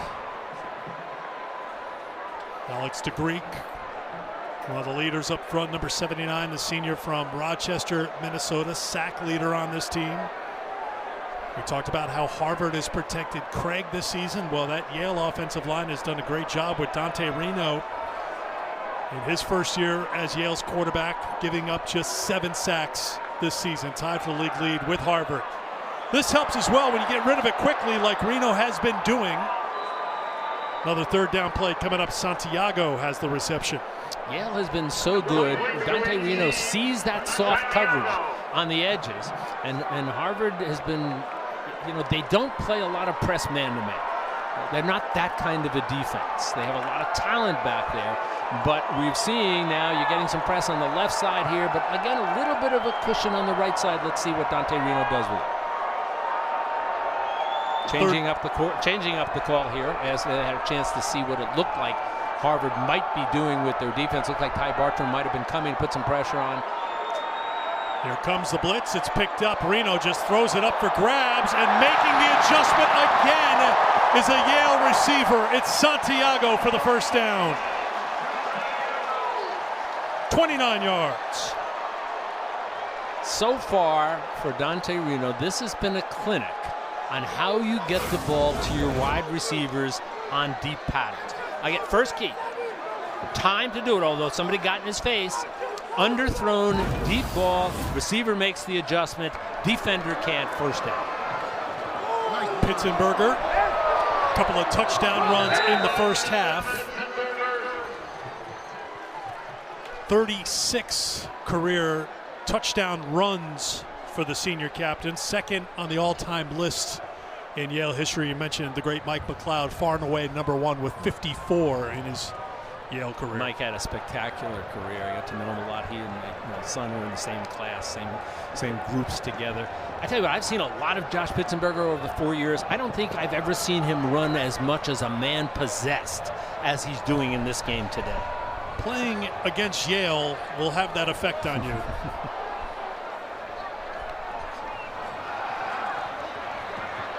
Reno on the run. Reno tucks it and is tripped up inside the 5. Damian Henderson came up to make the stop, and he's slow to get up. And he'll leave the field. And he's a big loss for them. He has been one of their tackling leaders, one of their interception leaders. Dante Reno, number 2, we said in the very beginning, he doesn't run very much. But we've seen so far today a couple of instances where he's used his legs judiciously, made the smart decision not to try to throw the ball up into the air, and generated some positive yards. So I think we're seeing the maturation, the development of Dante Reno as a quarterback. Another third down. Yale 7 of 10 on third down. Pitzenberger breaks a tackle, breaks through, and is in again for another Yale touchdown.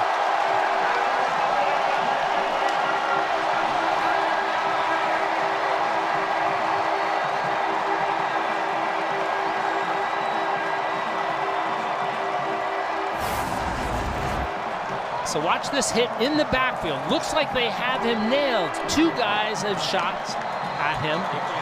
But we talked about his power and his vision and the quick feet he has to adjust his running lanes. Piper with the extra points. Yale scores on their first possession of the second half to extend their lead.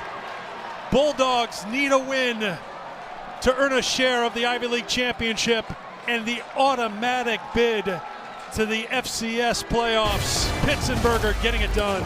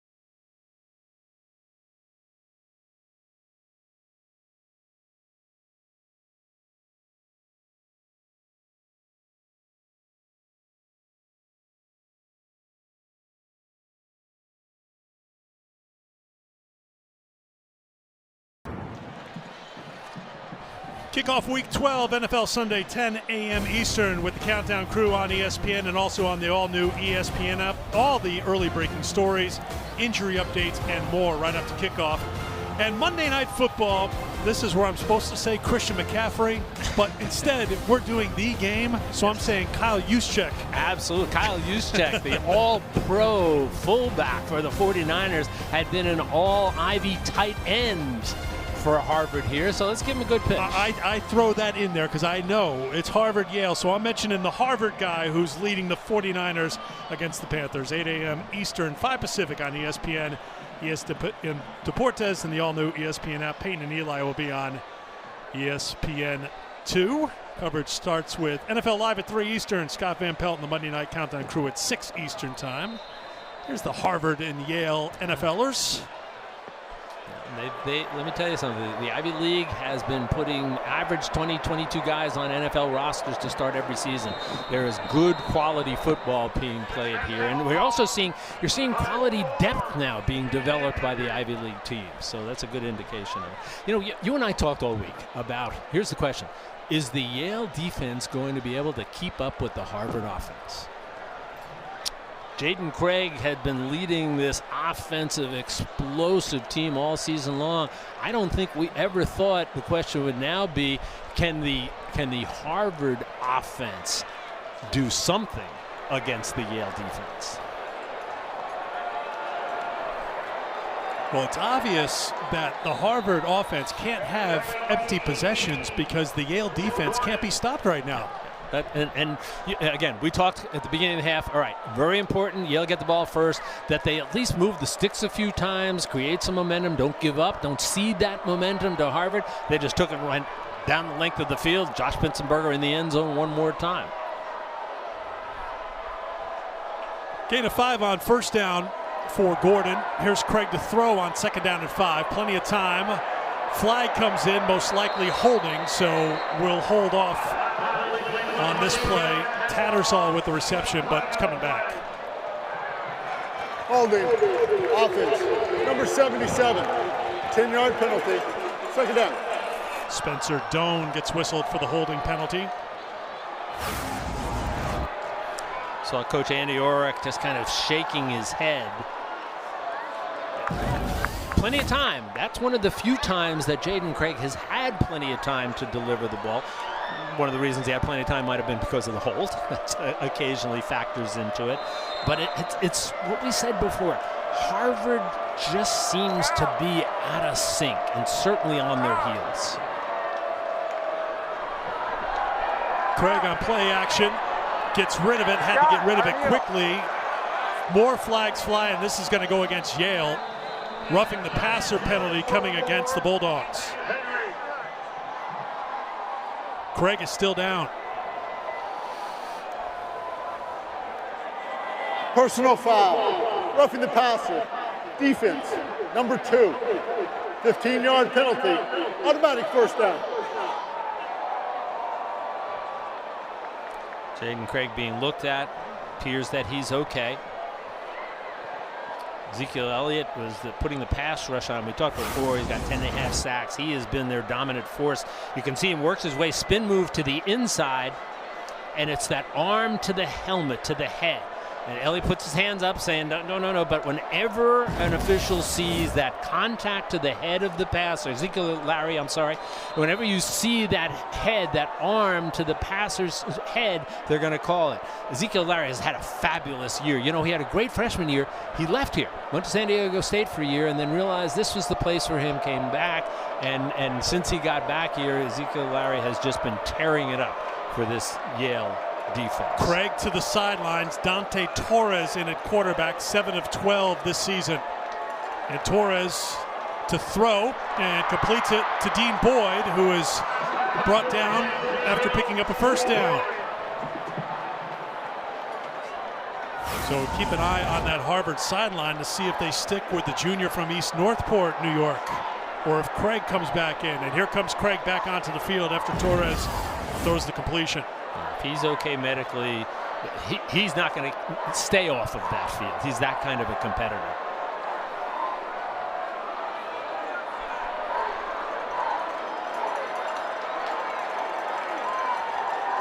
First down for Craig. Scrambling, hit again, and the pass is incomplete. Intended for Dean Boyd. Craig was on the move again. Immunidin Iodurajaye on the pressure. You can see right now, floating to the side, trying to extend the play, and 24 comes in like a rocket and affects that throw. The pressure, they've had pressure coming from the edges, from the middle. When Jaden Craig gets out to the outside, somebody's out there in his face. He has had very few opportunities to throw a clean pass. Iodurajaye, a 4-year fixture on the defense for Yale. Craig throwing deep's got a man off the hands of the usually sure-handed Brady Blackburn, the leading receiver for Harvard. That's just so tough for 19. As you said, he has emerged as their top receiver this year. Perfect ball thrown by Jaden Craig. He's got 2 steps on the defender. And sometimes being too wide open is not the thing you want to be. 3rd and 10. Craig throws and misses the mark. 4th and 10 coming up from just inside midfield. And even though it's 4th and long, you have to imagine that Harvard's going to leave the offense on the field here. Yeah, you talked about it before. They can't have any empty possessions now. You know, if you're a Harvard fan, you might be starting to say, man, can we do anything right today? You know, wide open receiver, touchdown ball, you know, loses track off of his face mask. Big 4th and 10 here. Let's see what Harvard can do. They need to get to the 43-yard line. Craig throws complete on 4th and 10. Dean Boyd has it. Big play for the Crimson for the first down. 18 yards. Harvard has had success with those crossing routes, those passes over the middle. And one of the things about a pressure man-to-man defense on the outsides is that oftentimes you can get somebody over the middle. And 2 finds that seam here. And Yale, during the course of the season, Yale, that's been a weakness for them. Those crossing patterns, those seam patterns. So let's see if Harvard can continue to take advantage of that.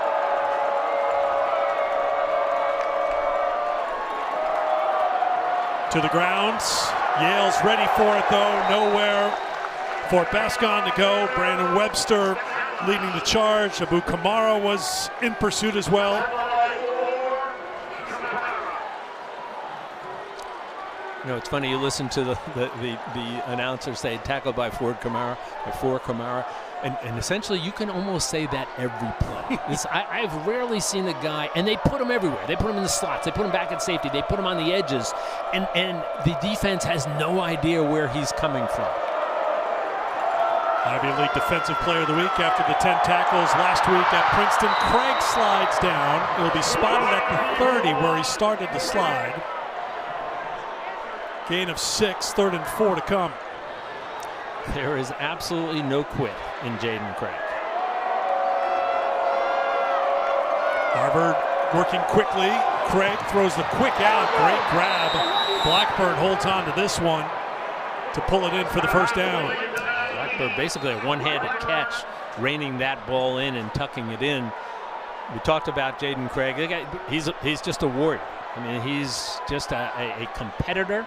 We've seen that from the first day he showed up here at Harvard. Interestingly, we talked about really it hadn't been his team as the sole #1 quarterback, except for the last season and a half.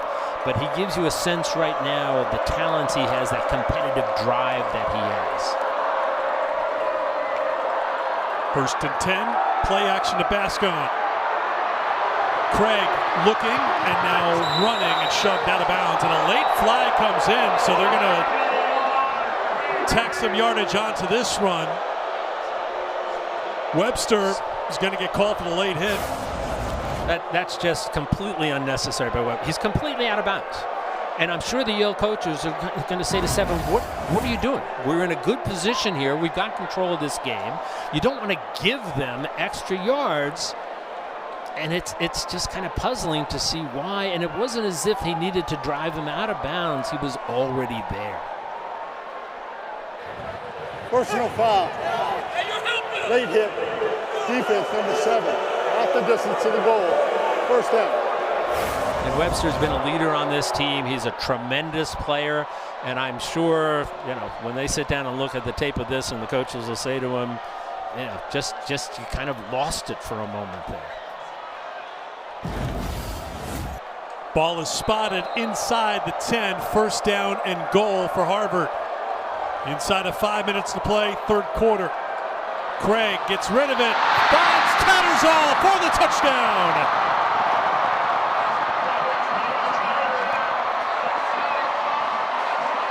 Second touchdown reception for Ryan Tattersall, and Harvard not done here in New Haven.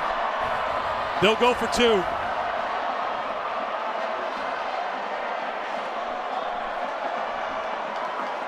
If you've watched these games over the decades, your expression, Harvard not done here yet in New Haven, resonates, because in these games, it's fascinating how often one team will come from behind in a situation where you thought the game was over. Craig, Harvard going for 2, throws it, and it's broken up in the end zone.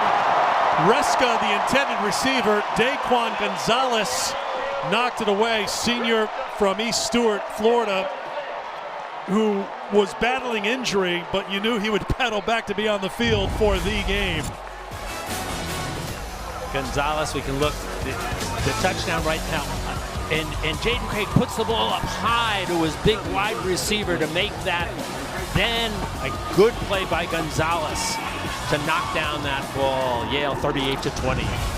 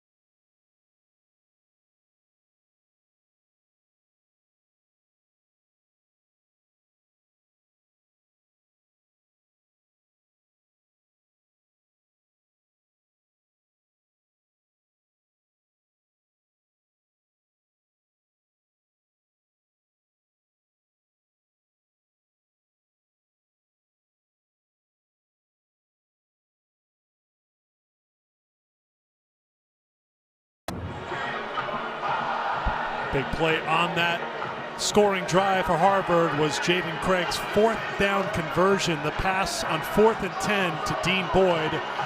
They capped the drive with a 9-yard touchdown to Tattersall, his 2nd reception of the game, and it's 38-20 with plenty of time to go, but it's going to come down to stops now for Harvard. Can the defense force Yale to punt, which they have been unable to do here today? And to me, that's been the surprise. That's been the storyline, is that the Harvard defense, this vaunted Harvard defense, has not been able not just to control the Yale offense, but to stop the Yale offense.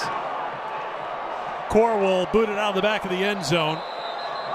Yale has punted just one time today. Dante Reno and Josh Pitzenberger have teamed up to convert 3rd down after 3rd down. They are 8 of 11 on 3rd down here today, Jack. Against a Harvard team that was at the top of the nation in terms of stopping 3rd down. So the script has been flipped here throughout the course of this game. You're seeing some of the catches made. Again, Pitzenberger just dodging, ducking, pushing people off. So let's see if this Harvard defense can get the ball back, because their offense has gotten hot. Reno goes to the air and threw just behind Nico Brown, incomplete on 1st down. You know, there might be some Yale fans sitting there saying, okay, we're good. It's 38-20.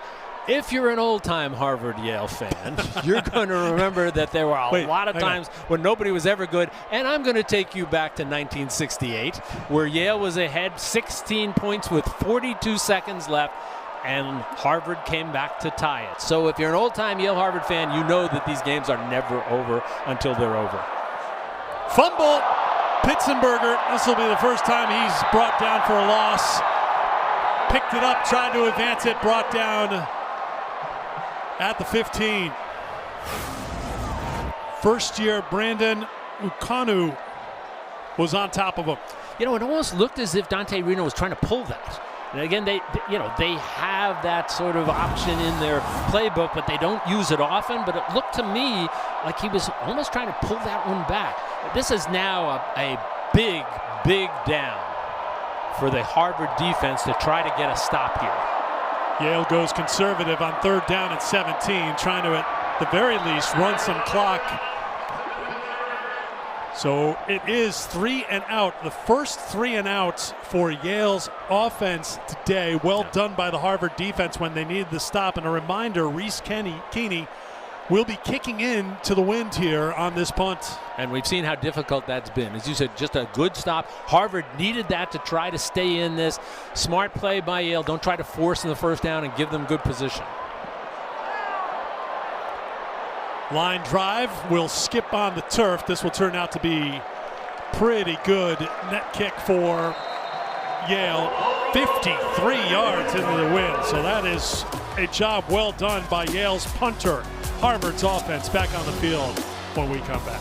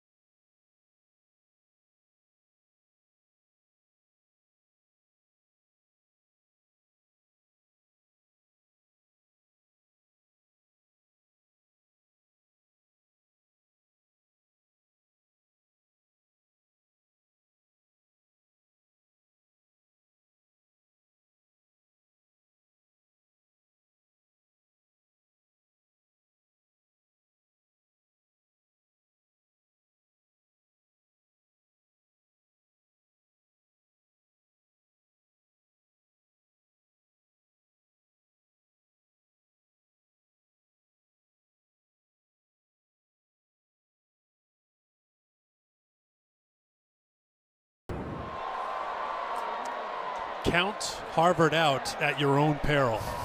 Score may be one-sided right now, but look what happened on this last drive. Craig took pressure, got hit. That was a 15-yard penalty. They converted on 4th and 10. They looked like they had a touchdown right here, but it was dropped, but Harvard didn't stop.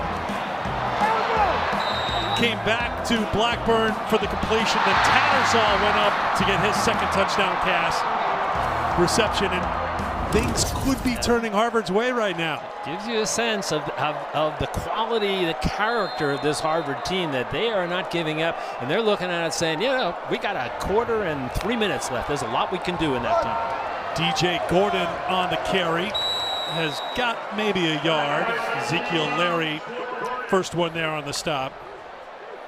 The temptation for Harvard would be just kind of, let's throw the game plan out, let's just put the ball up in the air, but they trust their offense, they trust their game plan, so they're going to continue to run the ball with this talented group of running backs and then ride Jaden Craig's arm when they have to. 2nd and 9, Craig to throw. Intended for Tattersall. Tattersall has turned into his primary receiver. We talked earlier about Seamus Gilmartin, the number 2 receiver for Harvard, their top tight end, and Ryan Osborne, also a target at the tight end position. Those two have not been on the field today, so Tattersall has been someone who has stepped into that role a little bit here today. And that tight end has been a big part of the arsenal of Harvard for years and years. Their 3 tight ends have 10 touchdowns so far this year. By comparison, Yale's tight ends have 12 catches. So this is a big missing part right now to Harvard's offense, not having these tight ends out there. Craig gets it out quickly, and it's dropped. Blackburn knew he didn't have much time against this aggressive, fast Yale defense to make a move, but he moved without the football. And if you're Harvard, you can look at it and say, here's the positive. They wouldn't have had much yardage anyway, and stop the clock to give them a little bit more clock to work with. 4th and 9 coming up here, Jack. And this is interesting. What is Harvard going to do here from their own 25? They're going to keep the offense on the field. I know what we said about you can't have empty possessions, but do you look? Obviously, if they convert it, it's a brilliant decision. If they don't, it could be a disaster. Here we go. Craig in trouble, out of trouble, throws underneath. First down, Harvard. Bass Gascon out of the backfield hauls it in, and Harvard converts for 19 yards. Jaden Craig, another moment. You know, you talked about people having Heisman Trophy moments. Well, here's a Player of the Year moment. He tucks that ball in. He's gonna try and go with it. Gets back to the outside and converts. Craig throws it outside to Kaufman, and Kaufman spins forward to the 47-yard line. So they go for it on 4th and 9 from their own 25 in the third quarter, and get this play. You know, you just can't say too much about Jaden Craig, and I've met him. He's a wonderful young man. But boy, the talent and the poise. We talked about that. He's got the big arm, he's got the legs, he's got everything. He's smart, but it's the poise that he brings to this position, I think, is what puts him in a separate category. Substitution infraction. Offense. 12 plays with 5-yard penalty. Harvard can't afford to go backwards at this point. Got to take care of the football. Jaden Craig has been doing that. Mel Kiper has Jaden Craig on his big board. Yes, Mel. Paying attention to him. You know, every NFL team has been to Harvard to take a look at him. So he is that caliber of a quarterback. 2nd and 13 for Craig. Steps in and intended for Henry. Pass is incomplete. Joshua Tarver in coverage. Tarver is dangerous in that secondary. 3 picks this season, including at Princeton last week. Didn't play in the game last year, so getting a taste here today. Tarver's one of the leaders out there. He can do so many things, runs kickoffs back. You know, he's such a valuable player on that back end. 3rd and 13, another big play here for the Harvard offense.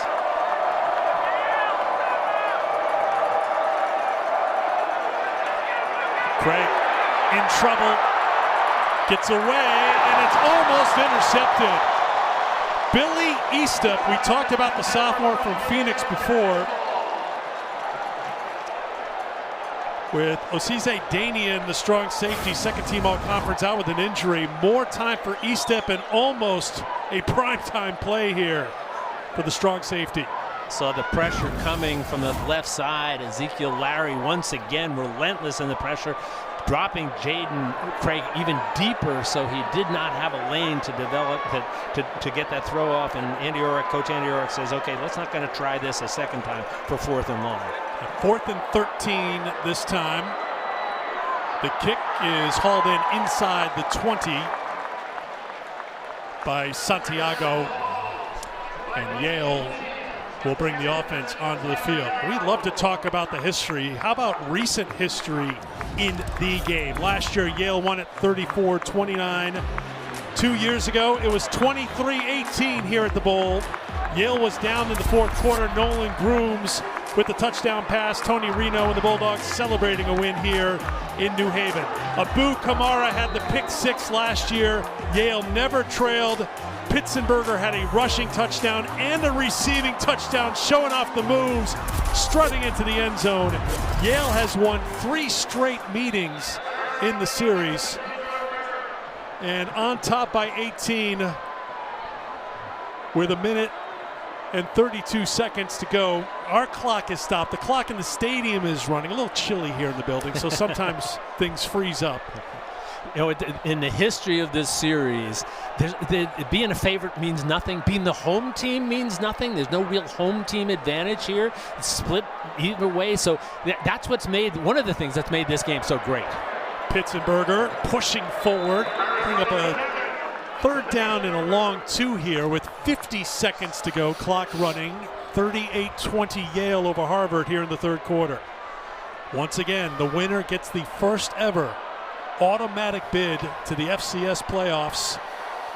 Ivy League back in December voting that in, so a playoff spot on the line. Both these teams could hear their names called tomorrow. What Selection Sunday. 3rd down and 2. Play action to Pitzenberger. Reno throws it up for grabs. It's caught by Nico Brown. He's got blockers in front. Brown to the middle and brought down inside the 15. Once again, Reno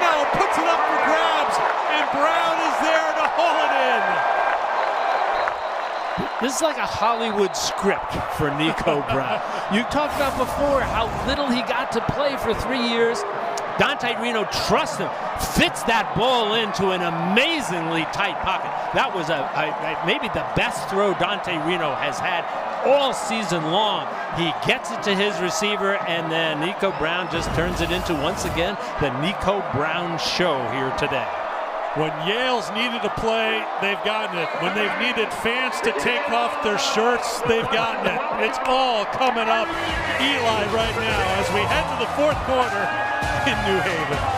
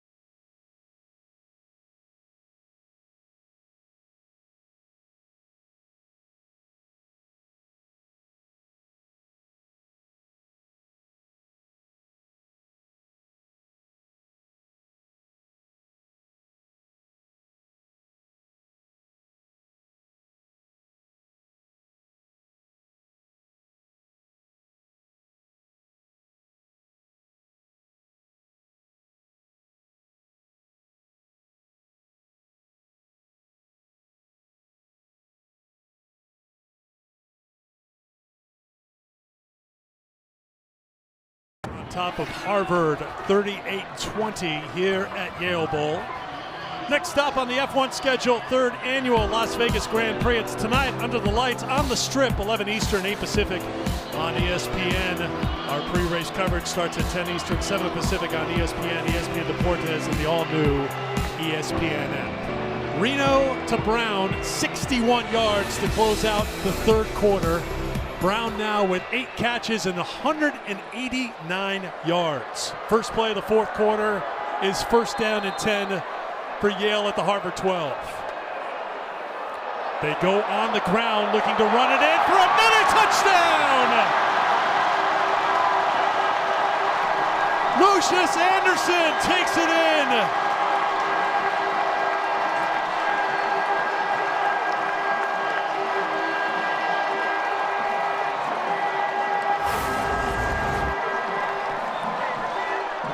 Yale rarely runs this play.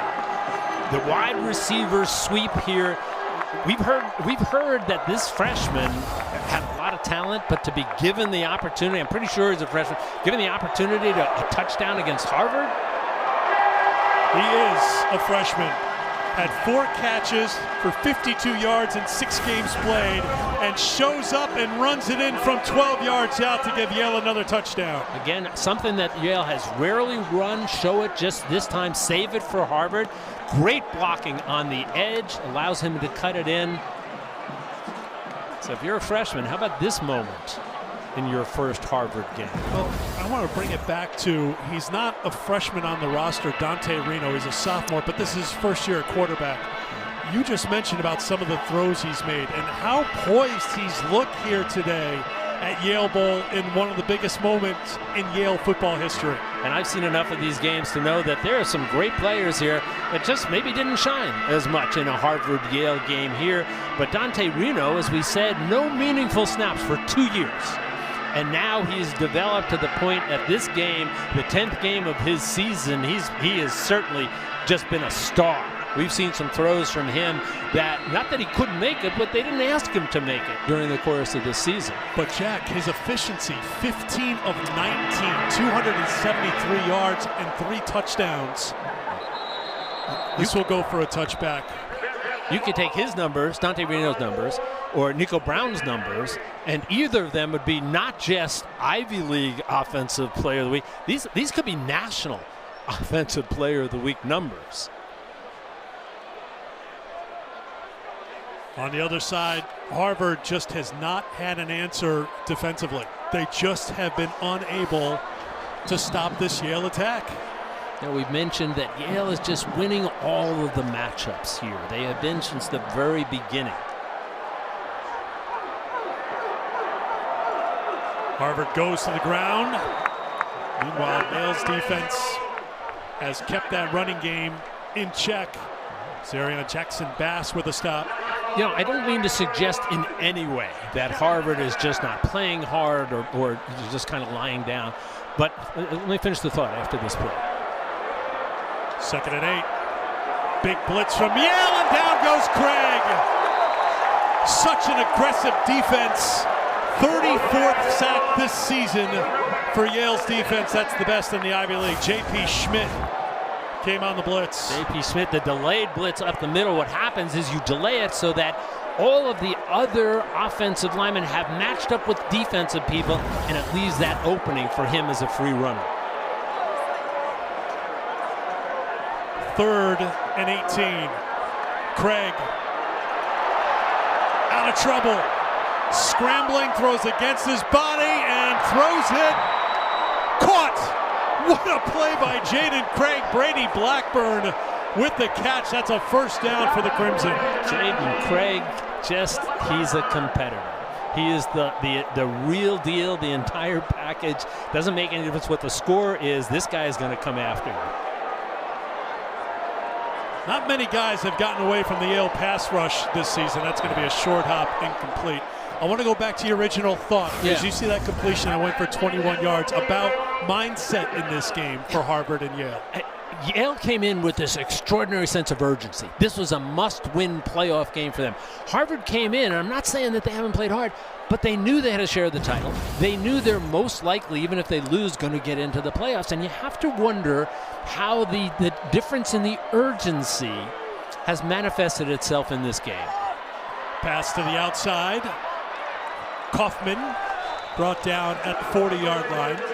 And we talked with the Harvard captain, Ty Bartram. He made it clear they didn't want to share a title. They wanted an undefeated, outright Ivy League title. So the messaging was there, but you're just saying in the back of the mind, you don't know.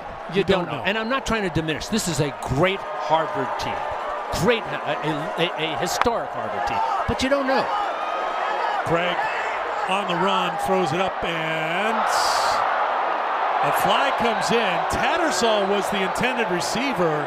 Schmidt on the coverage made some contact, and this looks like it's going to be pass interference on J.P. Schmidt. Yeah, pass interference, defense, number 15, 15-yard penalty, automatic first down.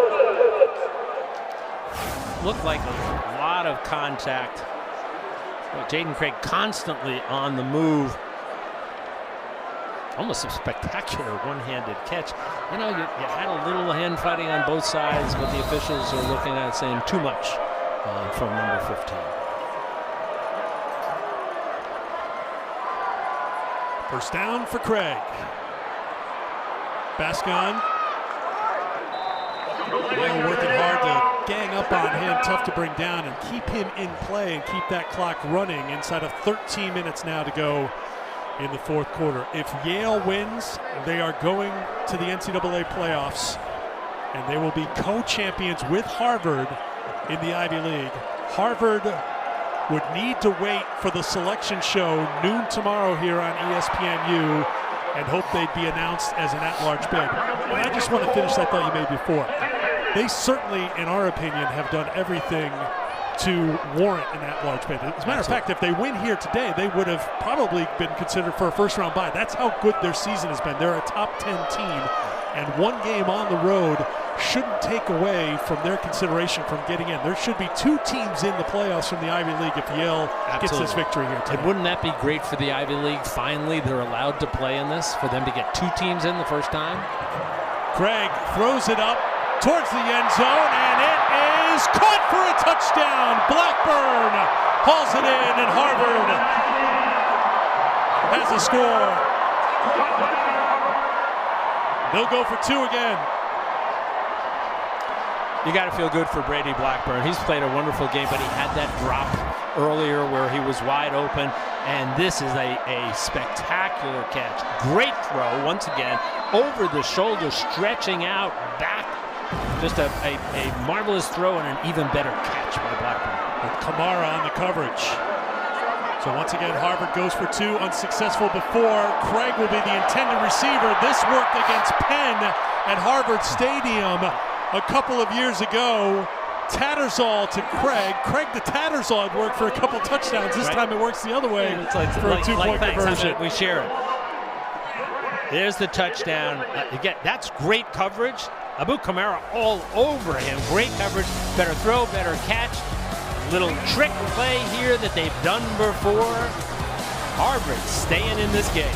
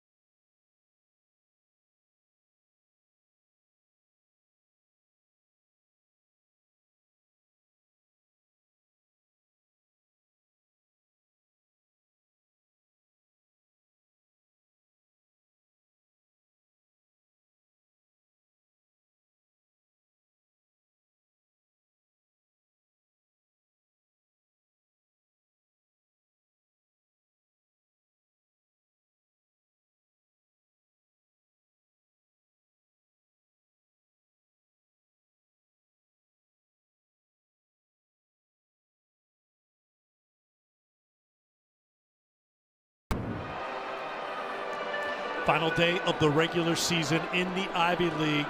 Yale on top of Jaden Craig and Harvard here in the fourth quarter. Eyes on Providence. Brown trying to play a bit of a spoiler here for Dartmouth. Dartmouth needed a win today in Providence, and they needed Harvard to beat Yale to move the Big Green into very strong consideration for an at-large berth into the FCS playoffs. But Brown, other ideas. Brown's been a dangerous team all year, up and down, which is kind of what makes them even more dangerous. You're not sure what kind of team you're going to get. But as you said, what they needed, what Dartmouth needed, was Harvard to win, because Dartmouth would have that head-to-head win over Yale. I tell you what, I don't care who you're rooting for. This is a fun game. I don't care what level of football you're watching. This is a fun game to watch, and really quality football being played out here. Core boots it away. Yale no return, and the touchback. Well, Yale has piled up 405 yards of total offense against a Harvard defense that came in giving up on average 282, but remember, Penn had 425 yards last week, so Dante Reno's been on target against this Harvard defense. He is, I think, coming into this game, Harvard thought we got to start number 7, and we don't think that number 2 can beat us. That's what they were thinking. Now we've gotten it both from number 7, from Josh Pitzenberg, and from number 2, Dante Reno, so far, both having spectacular games.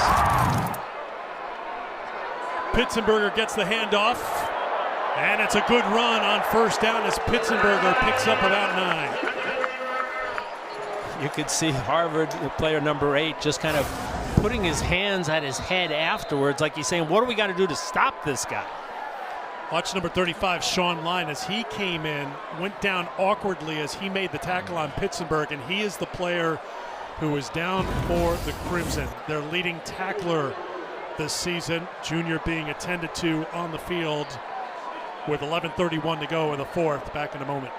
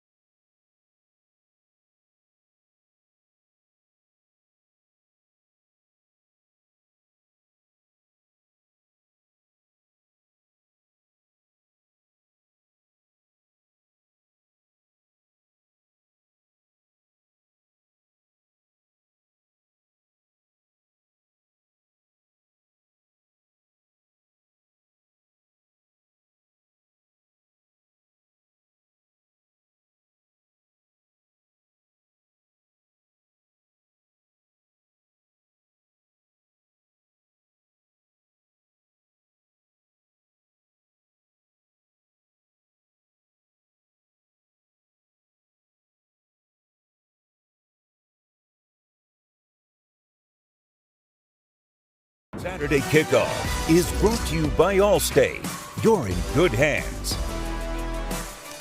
The game being played in New Haven this year, it'll be played at Fenway Park next year. Last time Harvard and Yale met there was back in 2018, and Harvard defeated Yale 45-27. You were there for that game. Very cool experience. It was cool. I was part of the team calling it. They had to move it because Harvard Stadium was undergoing some renovations. And it was interesting because everybody's kind of, oh, is this a good idea or not? The alums were like, oh, we want to stay on campus. It turned out that the players loved it. I talked to them, and they said they felt like they were playing in a bowl game. So it's going to be back there again next year, and boy, is it fun to be in Fenway Park to do anything. Sean Line was helped up and walked off the field, so we'll see if number 35 is out there in short order. Second down and 1 here. You would expect Pitzenberger get the carry again. He does, and he's got another first down. Josh Pitzenberger, 31 carries now, Jack. He has gone over the 100-yard mark for an 8th time this season. You know, he got a chance to spend some time with him. He came, there's a former Yale football players luncheon on the Friday before, and he came and spoke as the captain. And just a well-spoken, smart guy. He's everything you would want a Yale captain to be. And I would say Ty Bartram, the same for the Harvard captain. We had a chance to spend some time with him this week. These two young men are just what the best that the game of football has to offer. Sean Line back on the field, and he's unable to grab Pitzenberger the first time, who stumbles forward for a few more. Well, we had a chance to chat with Josh this week, and we asked him about the captaincy, and he said simply, it's the greatest honor I've had in my life. It's the legacy of what happens here at Yale, one captain, and for him, 103 guys who I love and respect have faith and trust in me. It really just the emotion that these two guys offer about what this means to them and what it's meant over the years. Look, other teams have captains. We're not trying to, again, diminish that, but it's a special thing for Harvard and for Yale, and these two guys are great representatives of their programs. Back to Pitzenberger. Going to be close to the first down, maybe about a foot short on second down. So a third and short coming up, but the clock continues to run, and Yale will let it tick down inside of 9 minutes. Up by 17 here in the fourth. Right now they've got to burn clock. Harvard, we said, has not given up. They've closed this to 17 points. This Harvard offense, when they're clicking, could put up 17 points in no time at all. So Yale needs to hold on to this ball, to make the clock move, to continue their possessions here, to keep the Harvard offense off the field. Gotta believe it's going to Pitzenberger on 3rd and inches. It does, and he pushes the pile forward for another Yale first down. We talked about it earlier, Jack, in that must-need win at Princeton last week. He picked up 3 first downs on that go-ahead drive that was capped off by a game-winning field goal. Yale beat Princeton 13-10, and here he is again, continuing to pick up first downs against Harvard. It was not a good game by Yale last week at Princeton. I got a chance to go watch it. And, coaches often tell you, if you're going to have a championship season, there's probably going to be one game there where you're going to be lucky to get out of it. That was the game for Yale last year. But Pitzenberger was the guy, when they needed him, they put the game on his shoulders, and he carries it, which is what he's done today. Come on, baby! Pitzenberger driving down after a gain of about 1. This was the scene pregame. Yale, when they were walking into the bowl, Pitzenberger there to greet every teammate, active or not. Captain's duty. So he'll head off here for this play. Billy Dowell will come back on. Inside of 7.5 minutes to go here in the fourth.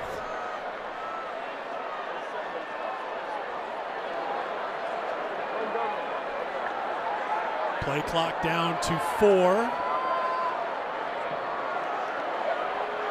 Dowell with positive yards to the 45-yard line. It was Dowell on the carry. Pitzenberger is going to jump back onto the field now. There is number 7 heading back out. Senior from Bethesda, Maryland. Came from a very small high school. Didn't know if he'd be able to handle everything that Yale challenges you with as a student and as an athlete, but right from that first year, Rookie of the Year in the Ivy League, and as you mentioned, a 4-year fixture. Yale 10 of 14 on 3rd down here today. 3rd and 6. Pitzenberger pushes forward. That's going to be just short. And let's see what Yale decides to do. Do they go for it here to try to move the chains, knowing if they do that, they'll knock off a couple of more minutes here in the fourth quarter. And Yale's been really good about burning the clock so far. Dante Reno taking it down to like 2 seconds before the ball gets snapped. Coach Tony Reno watching now, talking with his coaches about what's going on.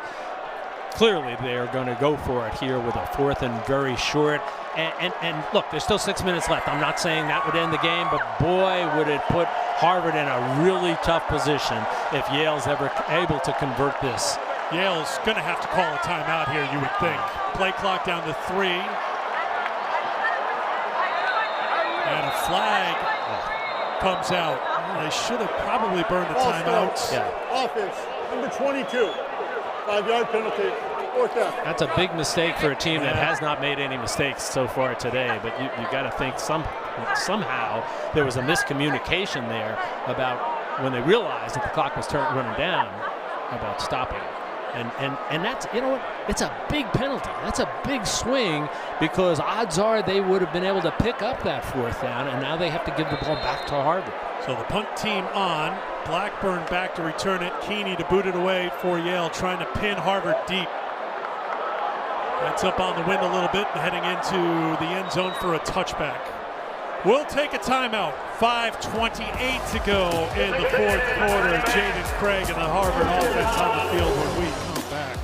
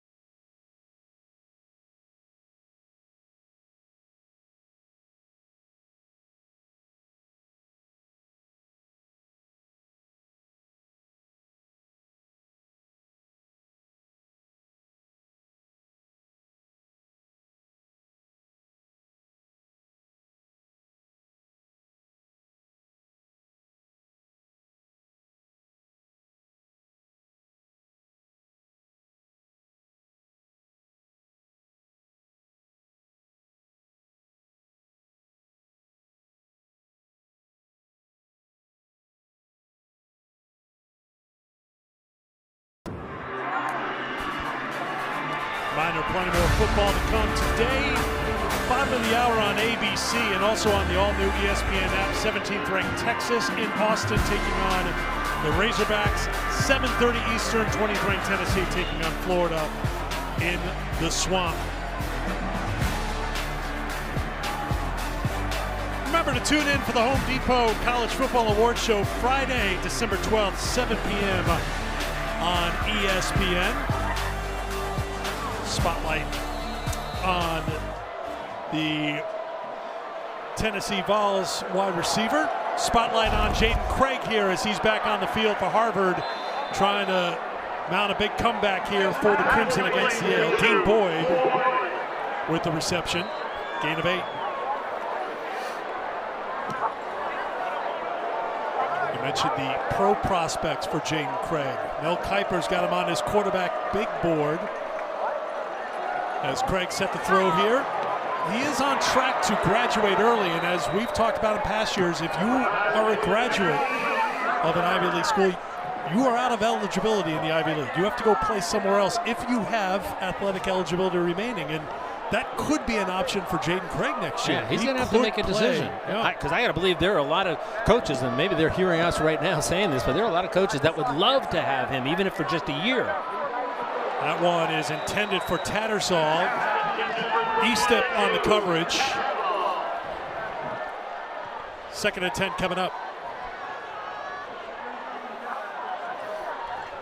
So Brown closes out the season with back-to-back victories. They end a 7-game losing streak in the series to Dartmouth, and they spoil the Big Green's hopes of trying to get in as an at-large team in the FCS playoffs. Brown with the victory. Craig, incomplete. 3rd and 10 coming up.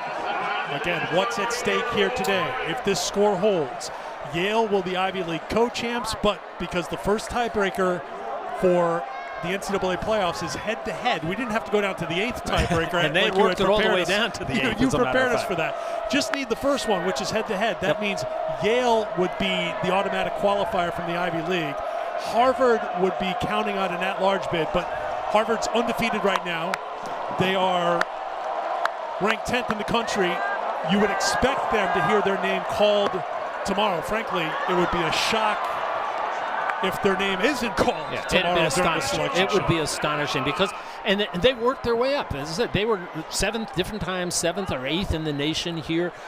They're a quality team. As you said before, if you lose a rivalry game away to a nationally ranked team, that shouldn't keep you out, and I don't think it would. Another first, though, for the Ivy League. They will have watch parties and be watching the selection show for the NCAA playoffs tomorrow noon Eastern time on ESPNU. That's another catch for Tattersall as he steps out of bounds. And Jack, I know we've talked throughout the season, but for those who are just watching an Ivy League game for the first time today, this is something that Ivy League teams, and you played in the league back in the day, players have always wanted to show what they can do against the other teams across the country. And it wasn't the players who play football in the Ivy League who pushed for this. It was other athletes at the schools. It was in the athletes, Ivy League. men and women from other sports. Jaden Craig escaping the pocket once again, throwing a little bit high and wide. But your point is important. And there had been a push for years to get them in, and the Ivy presidents had their reasons for saying no. This time the push comes not from coaches, not from athletic directors, not from football players. It was from other teams' representatives, some men, some women, saying, this is a matter of equity. We can play for a national championship. Why can't football? And the presidents, to their great credit, said, you know, you're absolutely right. And this is the first year that an Ivy champ, maybe two, going to have a chance to play for a national title. You know, there have been some teams in the past, Eric, you and I have talked about this, Ivy teams, but it could have made a deep run into that tournament. Craig throws down to the 25-yard line. They'll be short of the first down marker. Dean Boyd's got the reception. Clock is running inside of 3.5 minutes to go. And you know what? Harvard wants to keep the pressure because they know, all right, if they don't win this game, let's finish the play. They go on the ground. Jordan Harris is stopped and pushed back. Yeah. So Harvard is looking, look, if we don't win this game, but we are going to get in the playoffs, we want to go in with some positive momentum. We don't want to just sit on the ball. You know, we just don't want to, you know, take a knee. They're going to keep pushing it, and hopefully this, whatever momentum they're generating here, will carry over for them to a possible next game. Big 4th and 1 play here. Crowd at the Yale Bowl gets louder for the 4th down play, and a timeout's going to be called by Yale. Defensive coordinator Sean McGowan making sure T's are crossed, I's are dotted here as the timeout stops the clock with 2:42 to go. And the 4th and 1 coming up. Nico Brown has been outstanding here today for Yale. He has been the primary target. We take a look at today's Good Hands plays brought to you by Allstate.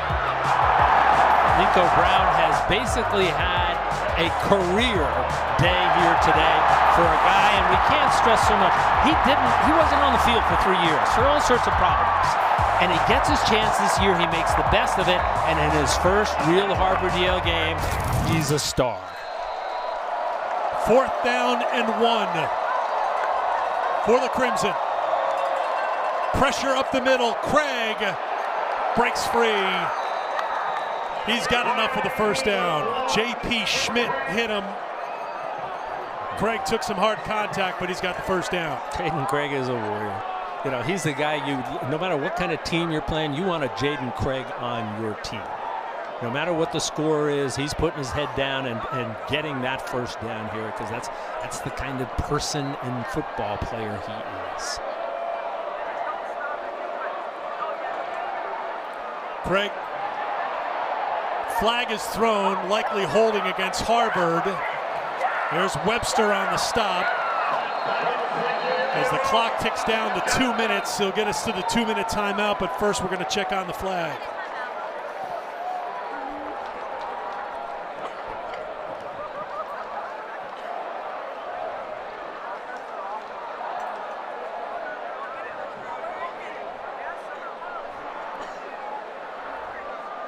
A lot of conversation going on here for what is usually in that area, as you said, usually ends up being offensive holding. There may well be something more complicated here. Also, some other things to process. 2-minute timeout. During the play, we have a personal foul with targeting. Offense, number 71. That previous play is under further review. Interesting. So it's not holding. Thomas O'Brien, the left guard, is called for targeting. Now the question would be, is this the 2-minute timeouts or the review first, or do they kind of combine them? Because it's an interesting thing. If they uphold this, and if Harvard's getting into the playoff, he's going to end up having to sit for part of the next game. Oh, you can see it right on the left. We lost it, but on the far left of the frame, he gets his guy down on the ground and then essentially dives into it. Number 2, it's Ezekiel Larry, who has been a thorn in the side of Harvard all day long. See if you can see this. On the left side, you see 71. He goes down.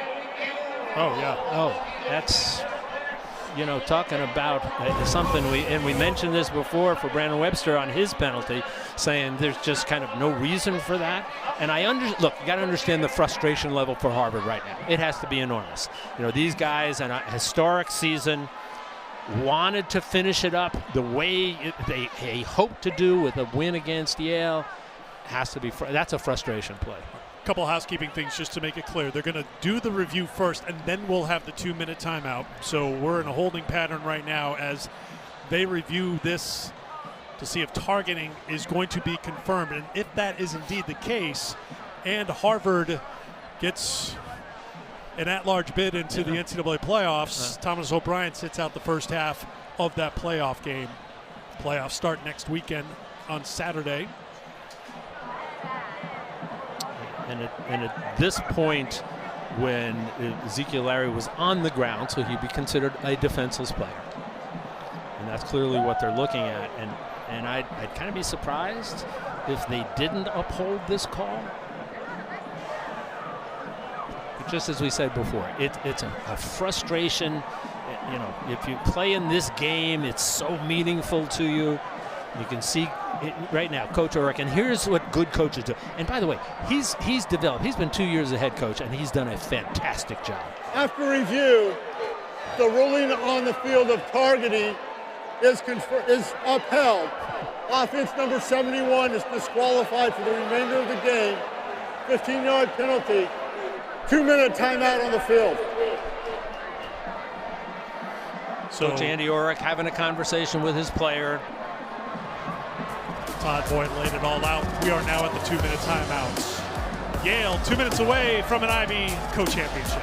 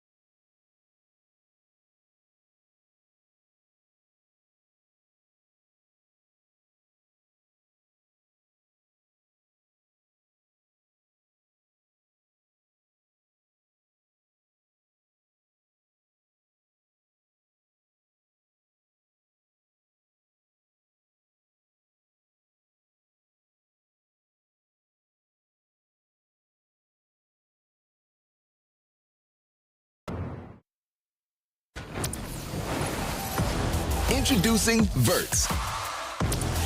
Swipe for news and highlights. Now available on the ESPN app. 2 minutes to go in the fourth quarter. Yale on top of Harvard by 17. The Bulldogs have not trailed today. Last gasp here for Harvard as Jaden Craig has it. Pass is complete to Blackburn. Blackburn is kept in play. 1:50 to go, clock running.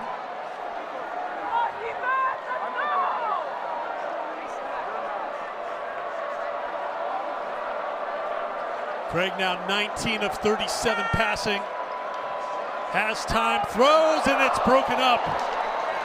J.P. Schmidt came flying in to knock it away. That was one of the few things today that Jaden Craig didn't do right. He eyeballed that receiver from the moment he got his hands on the ball, and it allowed the safety from Yale to swing over and to get in the midst of that. J.P. Schmidt almost picked that ball up. Third down and 15 for the Crimson.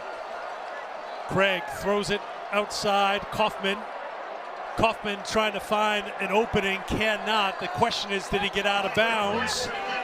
I haven't seen an indication from the officials yet. The clock is still running. Yeah, the official cranked it. I think the problem was he could have gotten out of bounds immediately, but once he went forward and then got pushed backwards, the officials are not going to give you the stoppage. Fourth down and 10 for the Crimson. Craig to pass. Craig throws, it's incomplete. And the celebration can begin in New Haven. Yale will have a share of the Ivy League championship, and they will go to the NCAA FCS playoffs. They had somewhere around 50,000 people in the bowl today, and looking down, most of the Yale fans are still here. Good portion of the Harvard fans are still here, but many of them left. But you look down, and the Yale fans are ready to celebrate this historic win.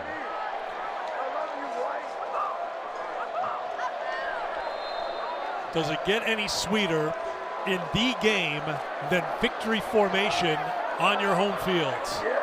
That's where Yale is right now. One more snap for the Bulldogs.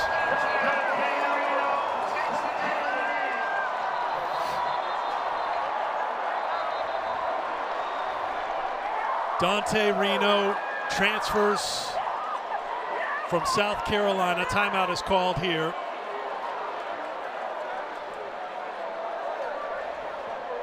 Comes home to a field he ran around on as a kid. His dad, Tony, the head coach. There his father and his son could not have played any better here today, Jack. 15 of 19 passing, 273 yards, 3 touchdowns, no interceptions. It's one of the great feel-good stories. You know, you just, and if you're just a football fan, you don't have to be a Yale fan. You know, the prodigal son quite literally and figuratively comes back home to play for his dad after the dad didn't pitch it. He said to him, I want to come play for you, and to be able to do this in this first season on the field for Yale. Pitzenberger will get the handoff. Yale had to come out of victory formation because Harvard burned the timeout. Got to make sure everybody keeps their cool here a little bit. As Pitzenberger gets the final carry. Harvard takes another timeout. That stops the clock with 44 seconds to go. Tempers are flaring a little bit. I think I just saw Krista Strowski, the offensive coordinator for Yale, pointing on the Harvard sideline as Pitzenberger was brought down. And Josh Pitzenberger said something to the guy who brought him down. And one of the things about him is he never talks. He's not one of those guys, you know, who's going to get chippy with the guys on the other side. And I thought, if he's saying something to somebody, then something really happened. One of the problems is you call in these timeouts, and it's kind of raising the anxiety level on both sides, and then you have to run a play, and you get some little pushing and shoving afterwards. You can see Josh Pitzenberger here tucking it in. Well, you can see a little shot. It's a dumb shot by number 8, hitting the helmet of Josh Pitzenberger. I'm not sure what he thought he was doing.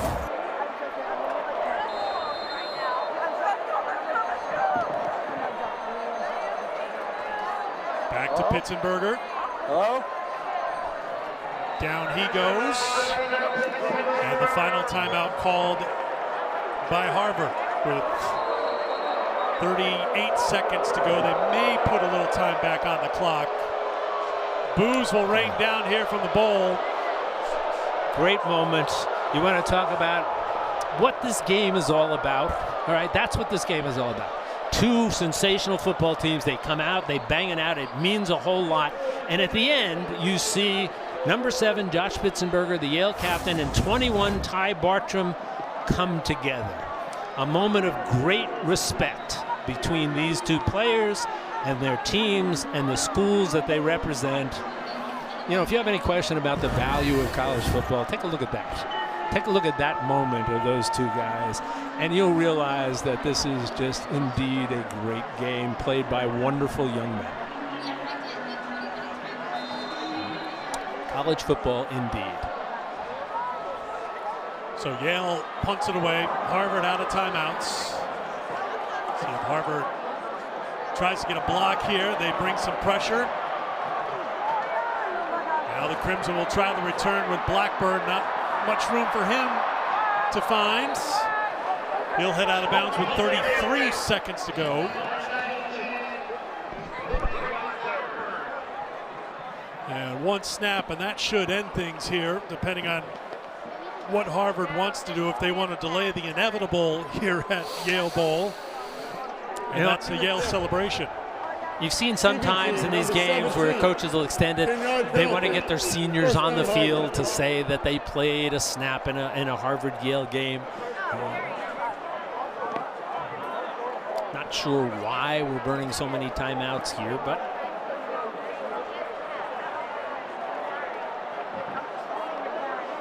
you heard the penalty, so gonna move things back here. See where they spot it. Well, I'll tell you what, it's Yale's going to win this game, and they're going to get the automatic. Harvard's going to lose. They'll share the Ivy League title.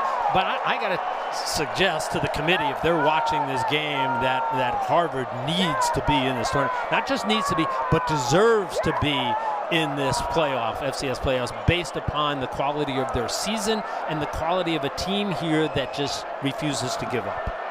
Ran into a Yale team that would stretch their winning streak to 6 and improved 8-2 on the season. Harvard will drop to 9-1, 6-1 in the Ivy. Yale 6-1 in the Ivy. That means the ancient rivals will be co-champs in the Ivy League. Harvard, it's their 20th Ivy title. They wrapped that up last week at home against Penn in that thriller. For Yale, this will be their 19th Ivy League title.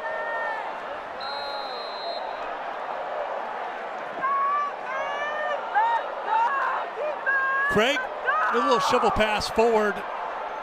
This is going to be enough for a first down. They'll stop the clock momentarily to move the chains. But Bascon stayed inbounds. You know what could be interesting here? Let's assume now both teams get in, which I think should be a valid assumption. I wonder what the mathematical prospects are for them to play against each other in the playoffs. You know, now I think they're just doing this just to aggravate the Yale fans. Mission accomplished. Exactly. Just kind of stretch this out a little bit just to aggravate the Yale folks. It is, after all, Harvard and Yale. They compete against each other in absolutely everything, and they concede nothing to the other. Craig will throw outside to Kaufman. Kaufman up the field. Looks for extra yardage. He's brought down. This will stop the clock for the moment to move the chains with 14 seconds to go. Now the clock is running. Maybe one more snap here for the Crimson. Craig, countdown is on. He throws it underneath.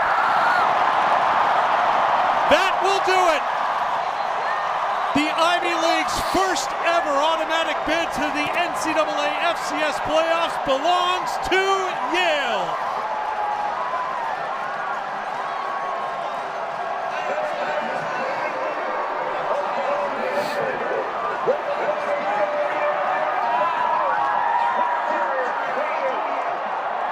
In the midst of the celebration, the coaches trying to make their way through the crowds to midfield. These coaches have great respect for each other. Andy Orrick has been in the league for a long time, played at Princeton, coached for a long time at Princeton. Tony Reno, an assistant coach at Yale, at Harvard before taking over at Yale. Great, you've heard them talk about each other, great respect for each other. I can't see in that mass of people whether they were able to get together to congratulate each other, shake hands after just another legendary Harvard-Yale game. Andy Ulrich will head off the field, not before paying tribute to some of the Yale players. There is the Yale head coach. That's the Yale head coach, Tony Reno. and his wife, Tony, in the midst of that. And she's just this, she's a spectacular woman on her own, a great coach's wife, a great fan of Yale. And for her, and I've talked with her about this, the joy of having her husband as the coach and her son as the quarterback has been unmatched all season long.